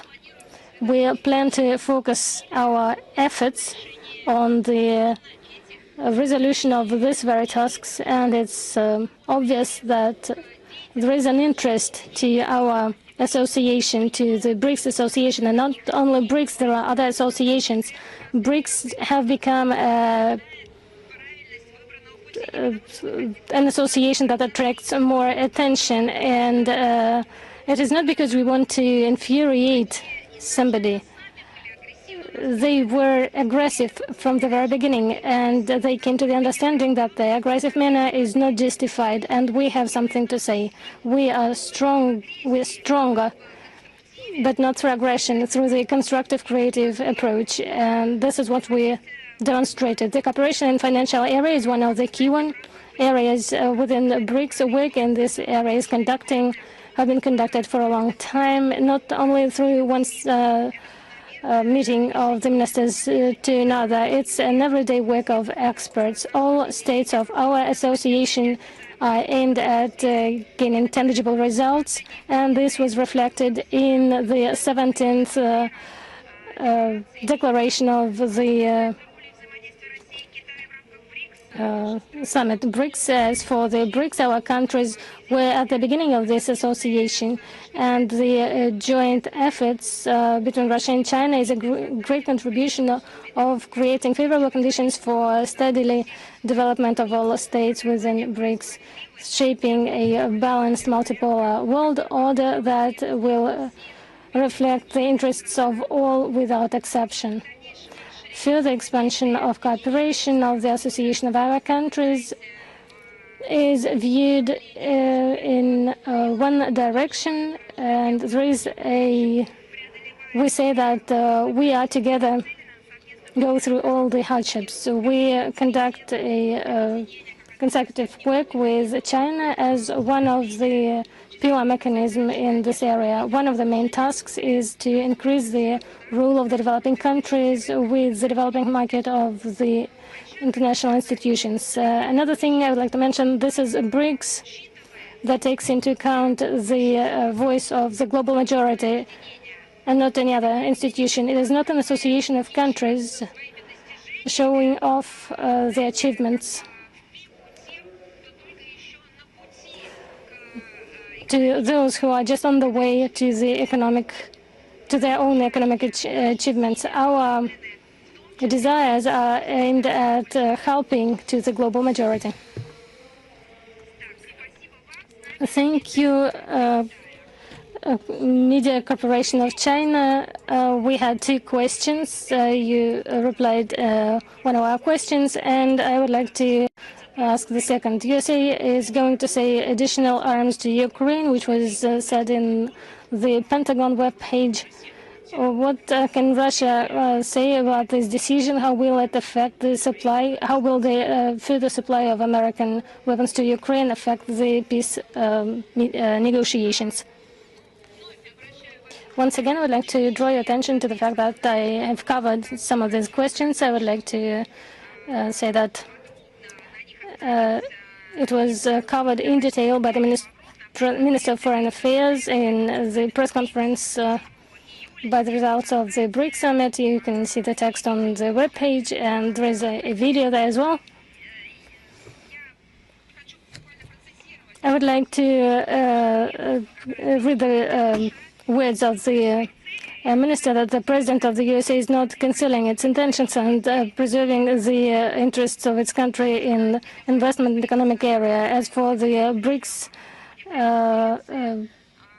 financial area, Lavrov said that this issue was not covered at the BRICS summit, but the national currency topic was discussed. New platform for transactions, transnational payment instruments. Vladimir Putin at the Rio summit gave the number of 90%. This is what is covered by the transactions with our partners within BRICS, payments in local currency.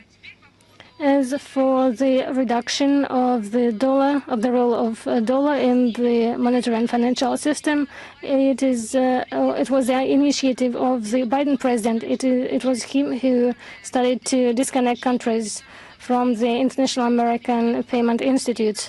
It was him who insisted, and it was his team who disconnected Russia that had the distributed network of connections with other countries in the world, and he proposed to disconnect other countries from the payment system, the transaction system of transactions. Why should they be surprised now that the countries do not want to be victims of international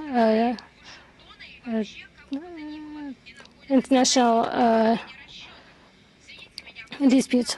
We have a trade on the basis of international law and bilateral relations agreements. This is a legal trade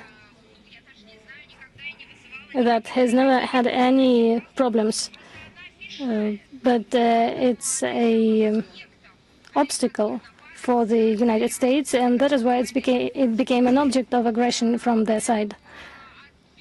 And just because they could not do anything, they started threatening with the prohibition of the use of the international payment system, and that is why other countries started to find other options. And the reduction of the role of dollar is the merit of the president of Biden, and the current administration should address the questions to that administration. They should calculate their damages and raise their case about this issue. Why should the global majority worry about that? And the number of transactions in local currency is growing all over the world, and it's not BRICS or Russia. There is no question about the cancellation of using a dollar at all and transactions in dollar. And the speculations on the only global currency, they do not support any critics, as if there is no other currency, and other currencies are not used at all. We support multi-currency world with equal access to payment instruments necessary for legal trade on the basis of the international law, on the basis of the national law. Thank you. I would like to ask the second question. The United States is planning to send additional arms. It has been mentioned already. I would like to clarify if there are any additions. How can Russia comment this decision, and how it how will the continuation of the supply of weapons to Ukraine will affect the peaceful agreement, the peaceful negotiations? I would like to clarify if I understand correctly. You're asking about the supply of arms by the United States to Ukraine. Correct? Yes, correct. I spoke about that shortly. We hear different announcements from the United States about the supply of arms to Ukraine. Trump said that first that they plan to spend additional defense arms to Ukraine. The press secretary of the White House explained the reason of the pause in shipment of the American weapons. It was related to the check of the Pentagon of the military assistance provided that the United States provides to countries all over the world, not only Ukraine. It's a norm, and that is why they conduct these checks. And recently, the media of the United States said that the main reason of this pause in shipment of arms to the Ukrainian regime was the suppletion of arms in Pentagon, and now they started again the talks about the additional supply of arms to Ukraine. I think that we should stop this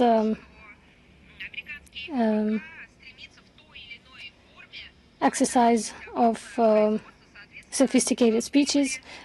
And we know that the Pentagon is interested in supplying arms to Ukraine. We've said in multiple occasions that supply arms to Zelensky will prolong the war and will lead to destruction of Ukraine and the Ukrainians. It increases the risk of an uncontrolled escalation of the conflict itself, uncontrolled spreading of arms, sending into the hands of terrorists, and does not contribute to resolution of the conflict in Ukraine, which is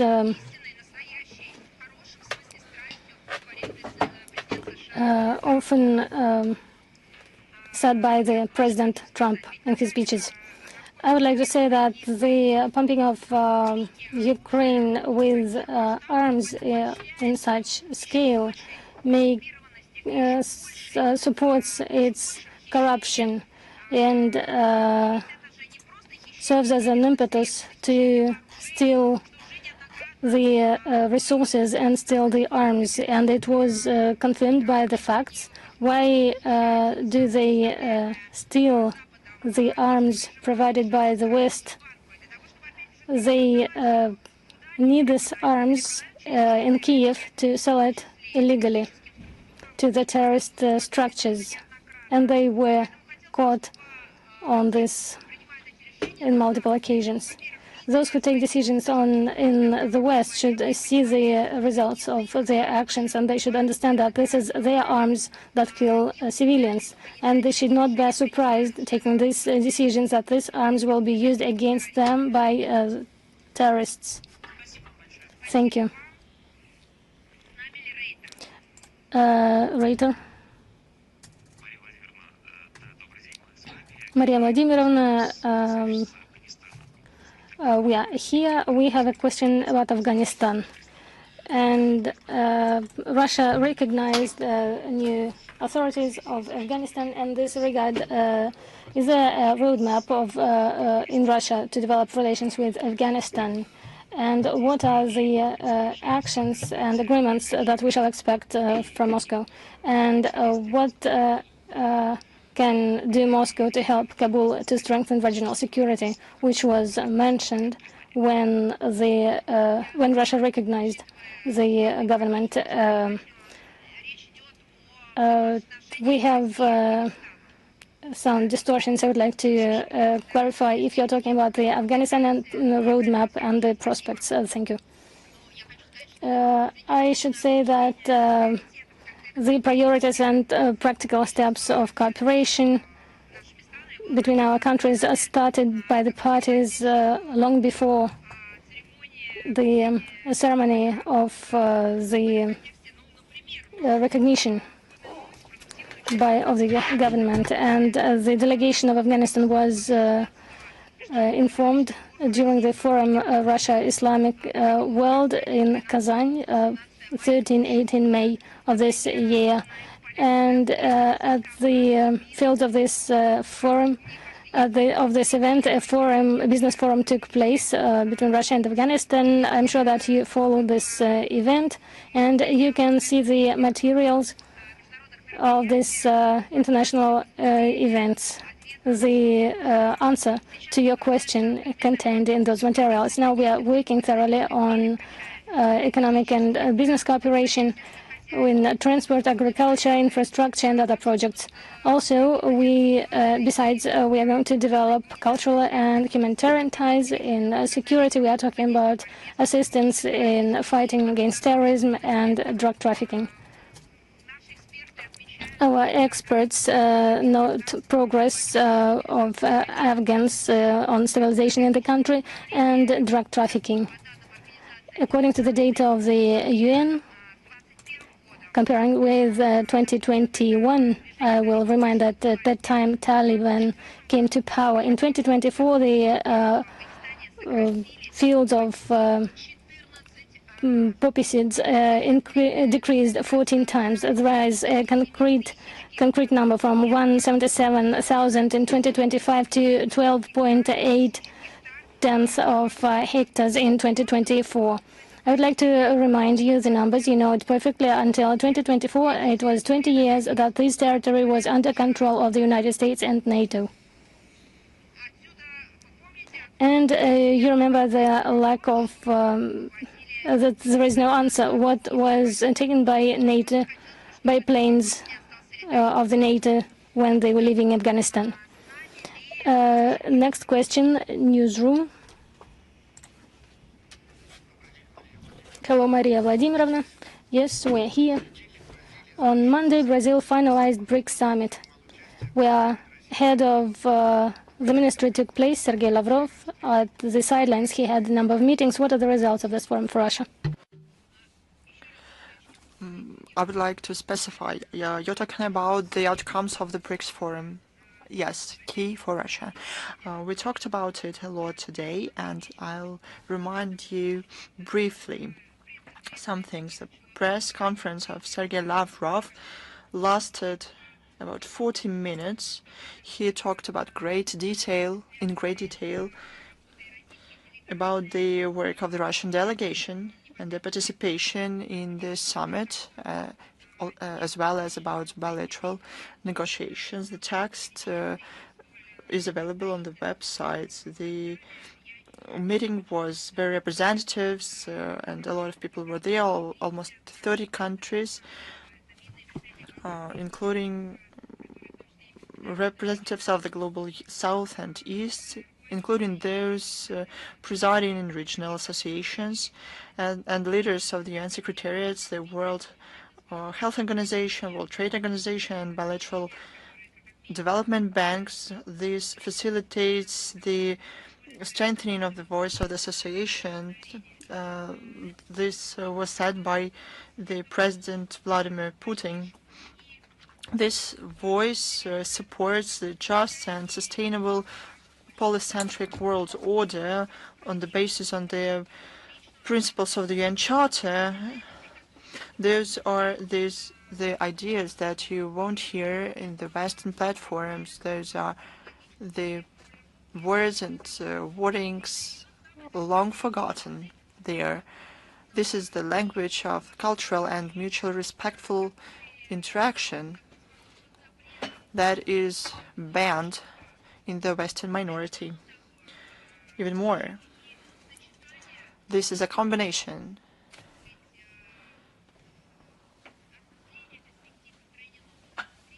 of prospects of a polycentric world order with the traditions of the international law, the UN Charter, the United Nations itself.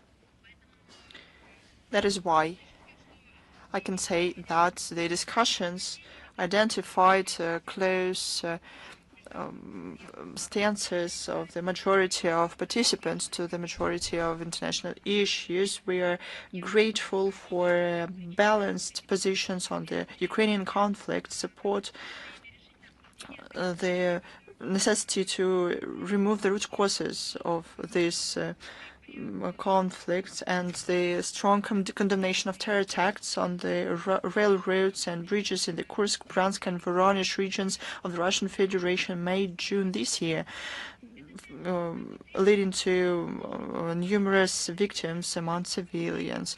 These were ideas cannot be heard on the Western platforms, and BRICS has a voice to say this at the global level.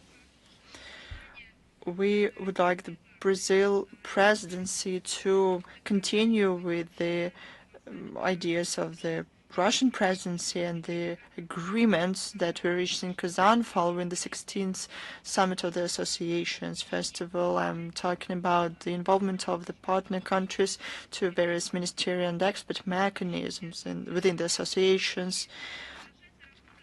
There's more work on a trans-border payment initiative of BRICS, building up the capabilities of BRICS participants, the use of the national currencies in mutual settlements, establishment of a new investment platform, establishment of an associations of special economic zones in the countries of the association, the grain exchange of BRICS, and others. We proceed from the fact that mechanisms established within the association support the efforts of our national countries. To be honest, the terms are the same, the notions are the same. They're enshrined at the international in international documents, and they're used at international platforms. But in Asia, they use the word developing amid the recessions that Western countries suffer from, and they call themselves developed countries. We kept you informed on the sidelines of the summit. Had a number of bilateral meetings with President of Bolivia, Prime Minister of Vietnam, his counterparts from Belarus, Brazil, India, Iran, Mexico, Turkey, and General Director of the WTO. There were also contacts, as diplomats say, in the working manner.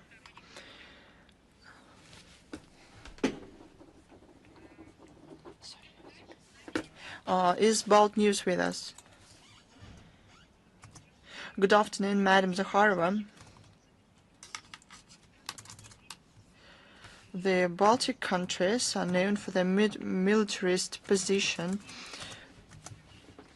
The tracks involve mobilization, planning, and coordination, support of allies in line with the defense plans, organization of joint military exercises. Besides, in September 2025, together with Russia, Belarus exercise West 2025,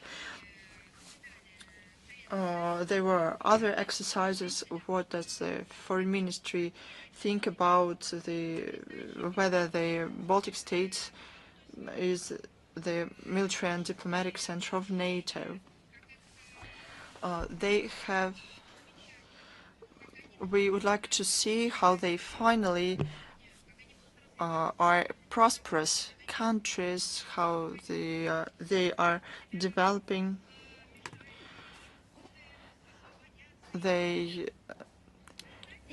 As a result, they have a terrible role. It's not even a role, it's a function. It's a function in this Russophobe performance. That is to be aggressive triad, aggressive members of NATO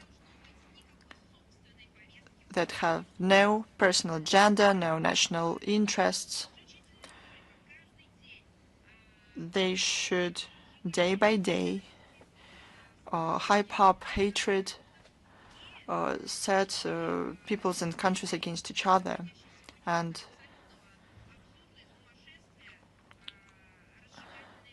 hype up the hatred narratives. This is their function. Everything is forgotten. The economy, industry, production, science, arts, everything is gone.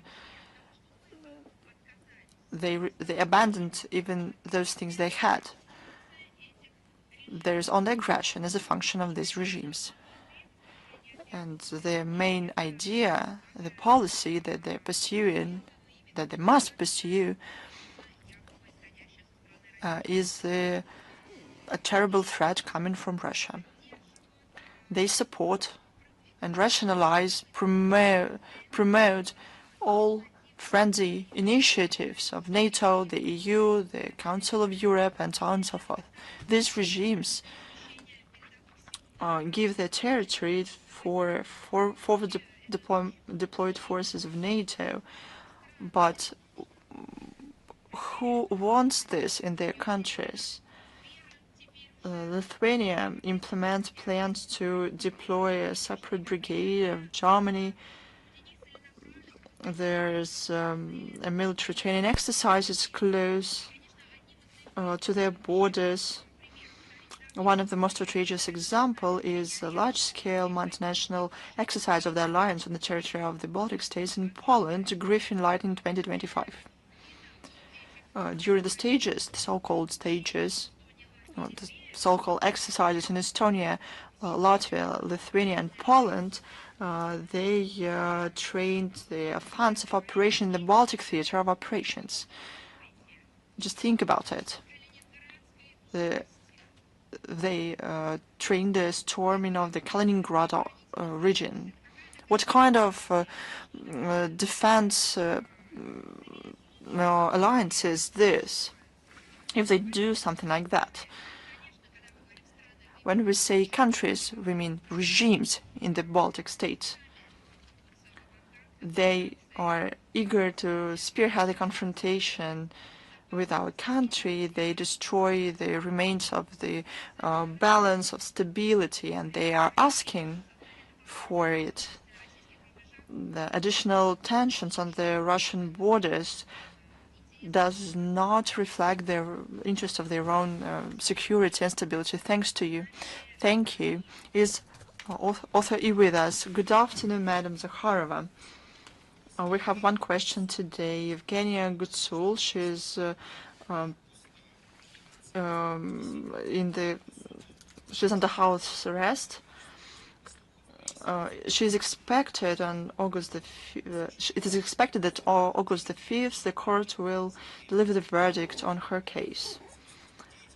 Her supporters and members of her party are experience persecution, political persecution. What can you say about it? We follow closely the situation in the Moldova in general, and this top profile case in particular, the situation with the violation of human rights and basic legality is of character of the Assad regime. Those who support the constructive dialogue with Russia come under attack. All of this is accompanied with accusations against our country in attempts to interfere into internal affairs of Moldova. These proceedings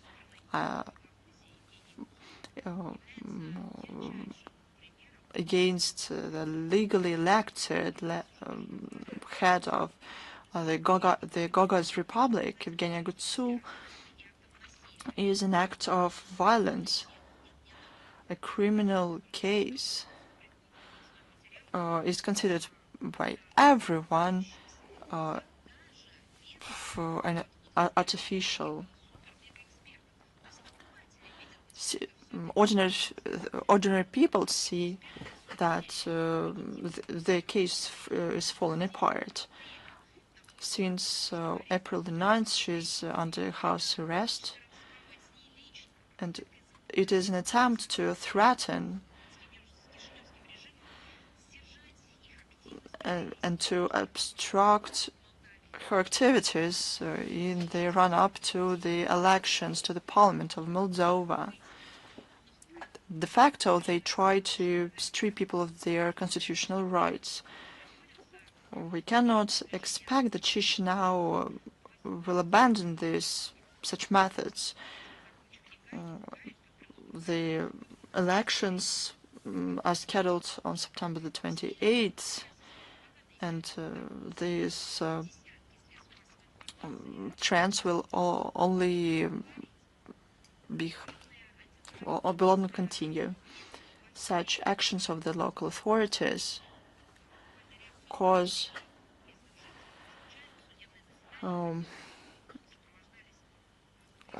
outrage among the locals. They demand to give her a sentence in prison for 9 years caused outrage. The actions of the Moldovan authorities against Evgenia Gutsul led to polarization and division in the Moldovan society. They talked many times that she undermines the national security, she acts against the country, she doesn't respect the country. But who renamed the Moldovan language? Who rename Moldovans into Romanians, who does everything to destroy the Moldovan identity. It is Sandu. Maybe it is her who should be given 9 years in prison.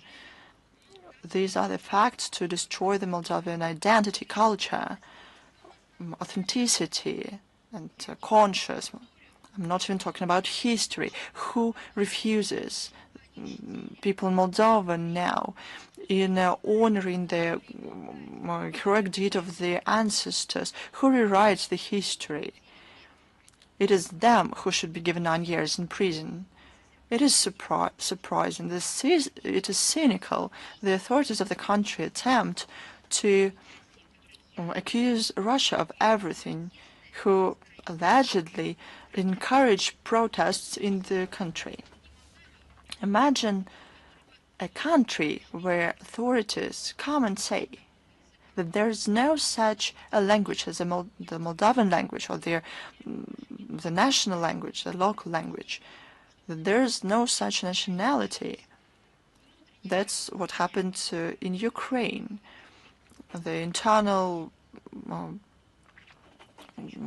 conflict that turned out to be horrendous. People in Moldova are prohibited to think that they are Moldovans. Understand that they ceased being Moldovans for some reason.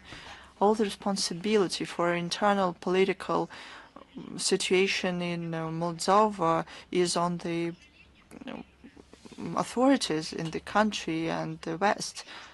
We cannot even talk about the stability in the country because Sandu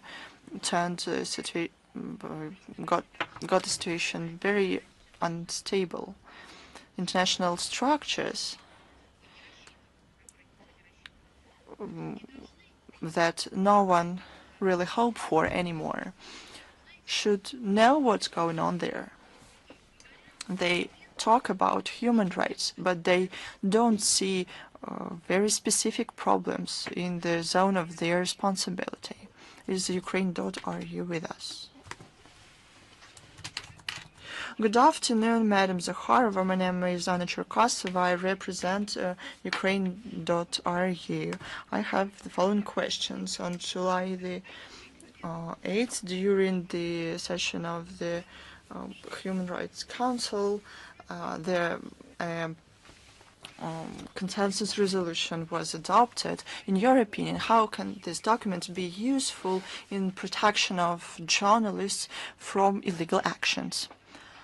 I would like to say that this document was introduced to the review of the Human Rights Council by the Western countries. Those very countries at another platform, the international platform, for example at UNESCO, had a drastically different stance when they had to talk about the security of journalists. in a very practical manner, just to enumerate, to name a list of journalists killed,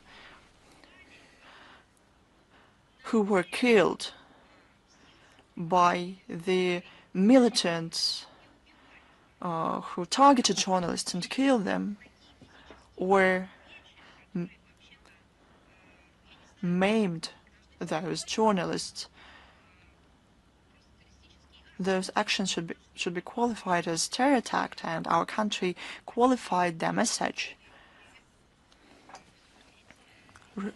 Think about it, remember about it. I mean, the cases of Daria Dugina, Vladimir Tatarsky, the explosions of Zahar Prilepin, who survived by miracle and lost a friend to the terror attack.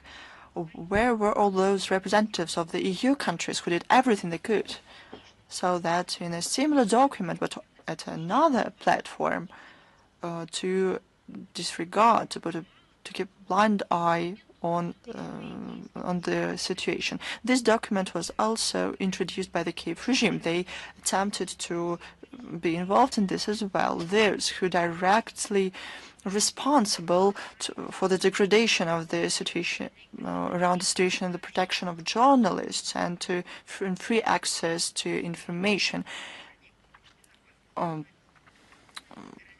tried to show themselves as advocates of freedom and security. This is a world of post-truth. The authors of the resolution say that they care about the this problem.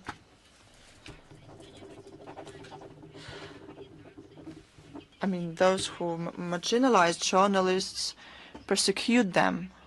And I mean not only journalists from Russia themselves, but even their families and their children. They write that they care about it. Is it the Kiev regime who target the journalists, the media outlets, correspondents, and made them their target? They're proud of this. They keep a list of the killed journalists and correspondents. At the same time, many of them are conducting the policy that they do not allegedly do on paper. A lot of co-sponsors of these resolutions, but over 30 countries impose sanctions against Russian media, banning their operations on their territory. How did they dare do that, to initiate such a document? A flagrant demonstration of double standards and hypocrisy is the presence of Kiev regime representatives that suppress any dissent and persecute public figures, journalists, reporters. It's beyond comprehension. Nobody is bothered by that.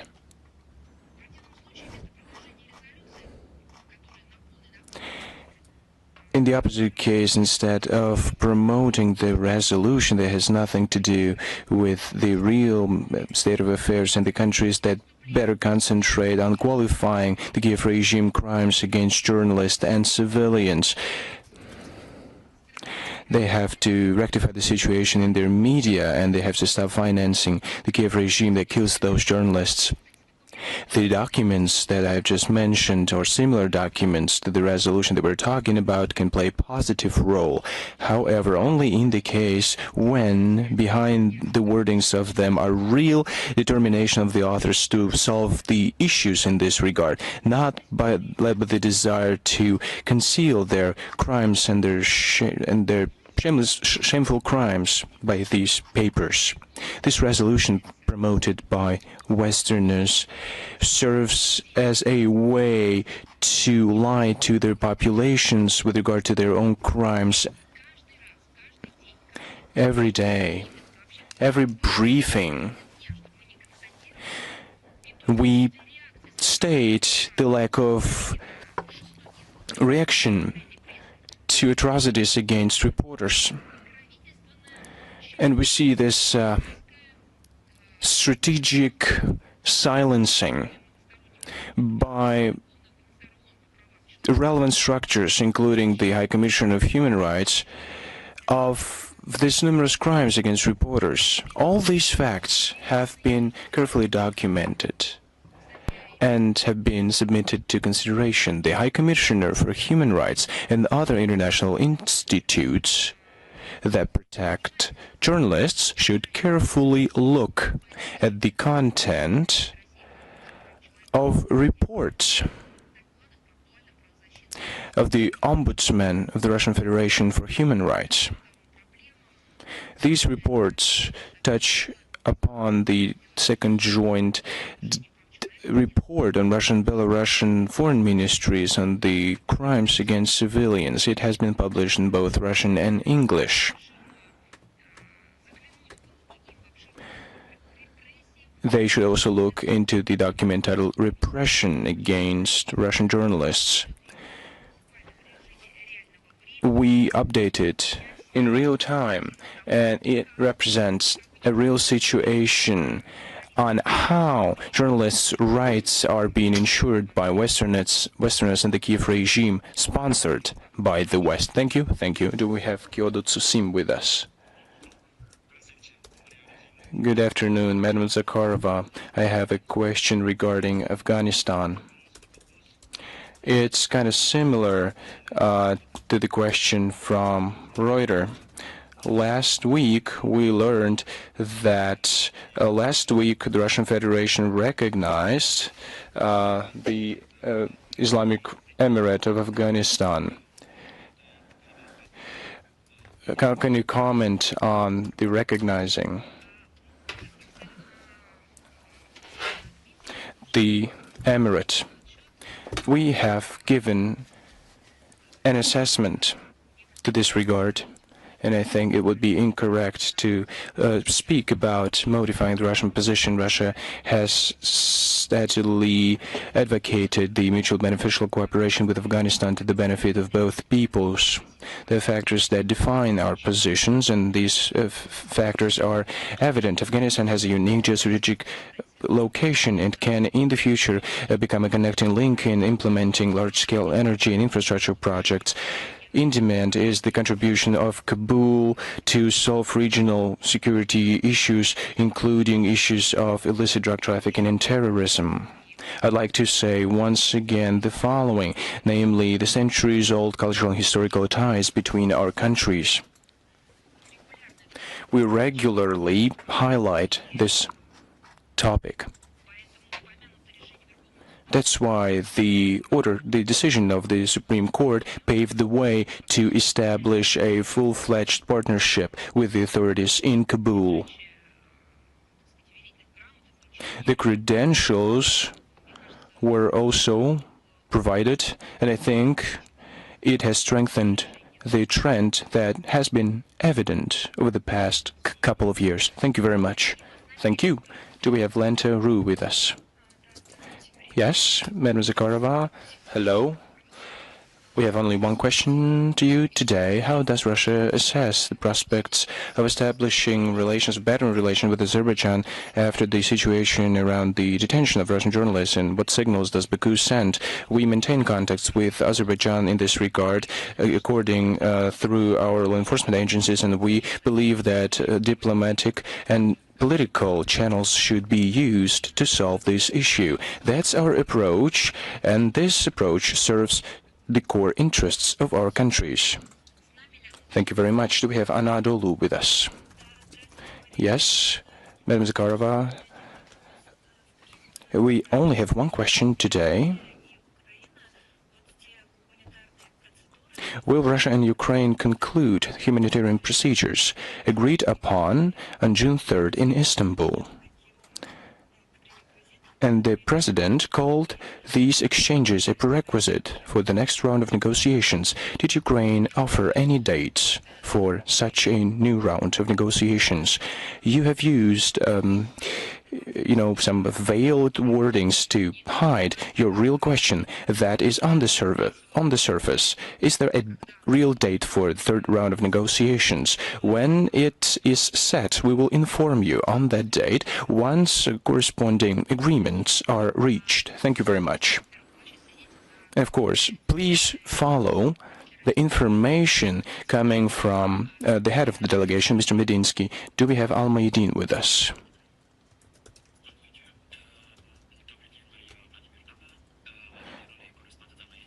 I represent Almaydin. Good afternoon, Madam Zakharova. Thanks to good relations with all countries, including the United States, what role can be played by Russia to de-escalate the situation in the Middle East?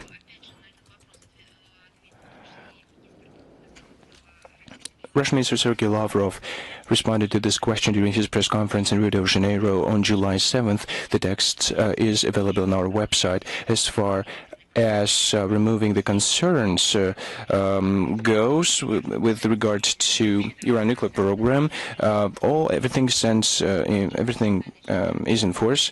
We are a permanent member at the UN. We can use that in our national status to do everything so that our friends and partners in the region live in peace and have good neighborly relations. Efforts to de-escalate the tensions, given the conflict and tensions can be repeated between Israel and Iran, and given the bloodshed in the West Bank and in Gaza, the armed conflicts in Sudan, Yemen, and other flashpoints. So given all of that, we are making every effort to de-escalate. That's our only objective. You have rightly pointed out that we have trust-based and close relations with Middle East countries. We maintain dialogue with all our partners, and we encourage them to use political and diplomatic channels to solve the conflicts. We help the conflicting parties to converge their positions, and if there is an interest on their part and on the part of other influencing parties, including the U.S., to constructively cooperate with us in the strategically important region, well, we never refuse any contacts to work jointly, including at the United Nations. Thank you. Do we have Verelk with us? Good afternoon, Madam Zakharova. I have three questions today. On July 7th, Deputy Minister of Foreign Affairs Mikhail Galuzin held a meeting with an Armenian ambassador in Moscow, Mr. Arsenan. In Foreign Ministry's report, there was information that they discussed a number of questions of bilateral relations and regional agenda, including comparing notes on the schedule of upcoming Russian-Armenian contacts. What contacts are mentioned there, and do the countries plan any reciprocal visits of officials to Moscow or Yerevan? You know that we have close relations between our countries and between our peoples, so our bilateral dialogue is quite multifaceted in nature. A couple of visits, high-level visits, have taken place so far since the beginning of the year. We always inform you on the visits and contacts when they are coordinated and there is understanding that they can be announced. So as soon as we are able to inform you on the contacts, we will do so. Last week, another case of banning Russian citizens to enter Armenia took place. Ex-Senator Franz Klintsevich, I'd like to know whether this question was discussed during the talks with the ambassador. What's the result? Of course, we do not only discuss it behind closed doors, but also publicly. The issue of stop lists with regard to Armenia and requires commenting on a frequent basis. We consider the ban for our citizens to enter the country as an unfriendly state that runs counter to the allied character, to the friendly character of Russian-Armenian cooperations. We have repeatedly called upon our Armenian partners to stop this vicious practice. This issue was discussed during Sergei Lavrov's visit to the Republic in May this year. The Armenian side was proposed certain steps, so we are expecting a response from Yerevan. Last question. The other day, Russian telegram channels published a document on the court verdict of the Ukrainian court verdict with regard to contracts between Ukrainian Special Export Arms Trading Company and Azerbaijan that were signed after the beginning of the special military operation. Can you please comment on deliveries effected by Azerbaijan to the Kiev regime, to Kiev? You just mentioned some Telegram channels that describe something that is happening in Ukraine. I'm just going to give you a general answer.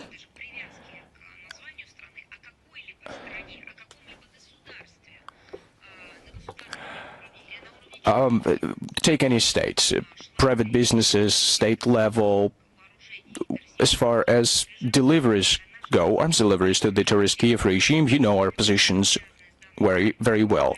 Any information, any reports that are connected to this are verified very carefully, especially when we're talking about unfriendly countries. If the discussion is around the countries that we maintain a trust-based dialogue with, that we have that we're allies with, of course, we raise these questions, we discuss them with these allies, and we work.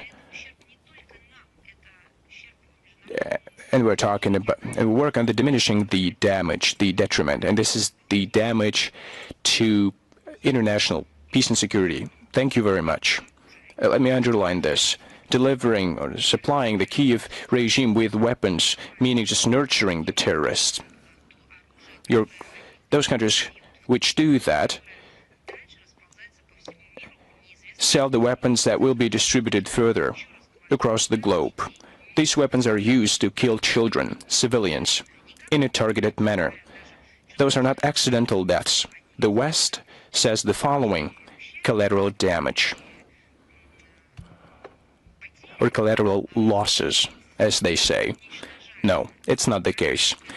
They launch targeted strikes, killing civilians, both adults and children. Do we have Greater Asia with us? Please accept sincere congratulations on receiving the Best Manager Award. I was one of many, you know, but thank you very much for your words. I think that, to a larger extent, it reflects not my personal accomplishments, but the work of the ministry towards the openness for journalists and the public. This is the approach, and this is the level set by Russian Foreign Minister Sergei Lavrov, and we are trying to do our best to implement these values. Well, the professional community has given the credit to us for it. You are a renowned sinologist. You defended your PhD thesis by researching transformation in the interpretation of traditional New Year celebration symbolism in modern China, and you have focused on the last quarter of the 20th century. This year I graduated from the Institute of Asian and African Studies of Moscow State University, and I'm specializing in China. It is known that you used to live in China for a long time, and you know the language of this country and the culture of China. Based on your personal experience and the years that you spent in China, did your experience help you somehow in your country, and what should a person know about China who wants to be friends with China? I think you have exaggerated my accomplishments as far as China and the language go. Regardless of who you're friends with, you should understand what a real friendship is like. Some people are treated lightly, you know, like an acquaintance. The friendship, and there's a good quote for it. It's a 24/7, round-the-clock thing. It's a real love, a genuine affection. It's, being ready to take self-sacrifices. It means being genuine, being frank. Friendship is a special accomplishment of humankind, and I think it might be attributed to or added to the list of traditional values that we should impart on future generations. It doesn't matter who we're talking about, person or a social group, when they are looking at the friendship with someone, they should first understand what they're talking about. Your media outlet is called Greater Asia. With regard to Asia, I think we can hold a separate conversation during a conversation, if you don't mind. Thank you very much. If you don't have any other questions, thank you very much. Goodbye.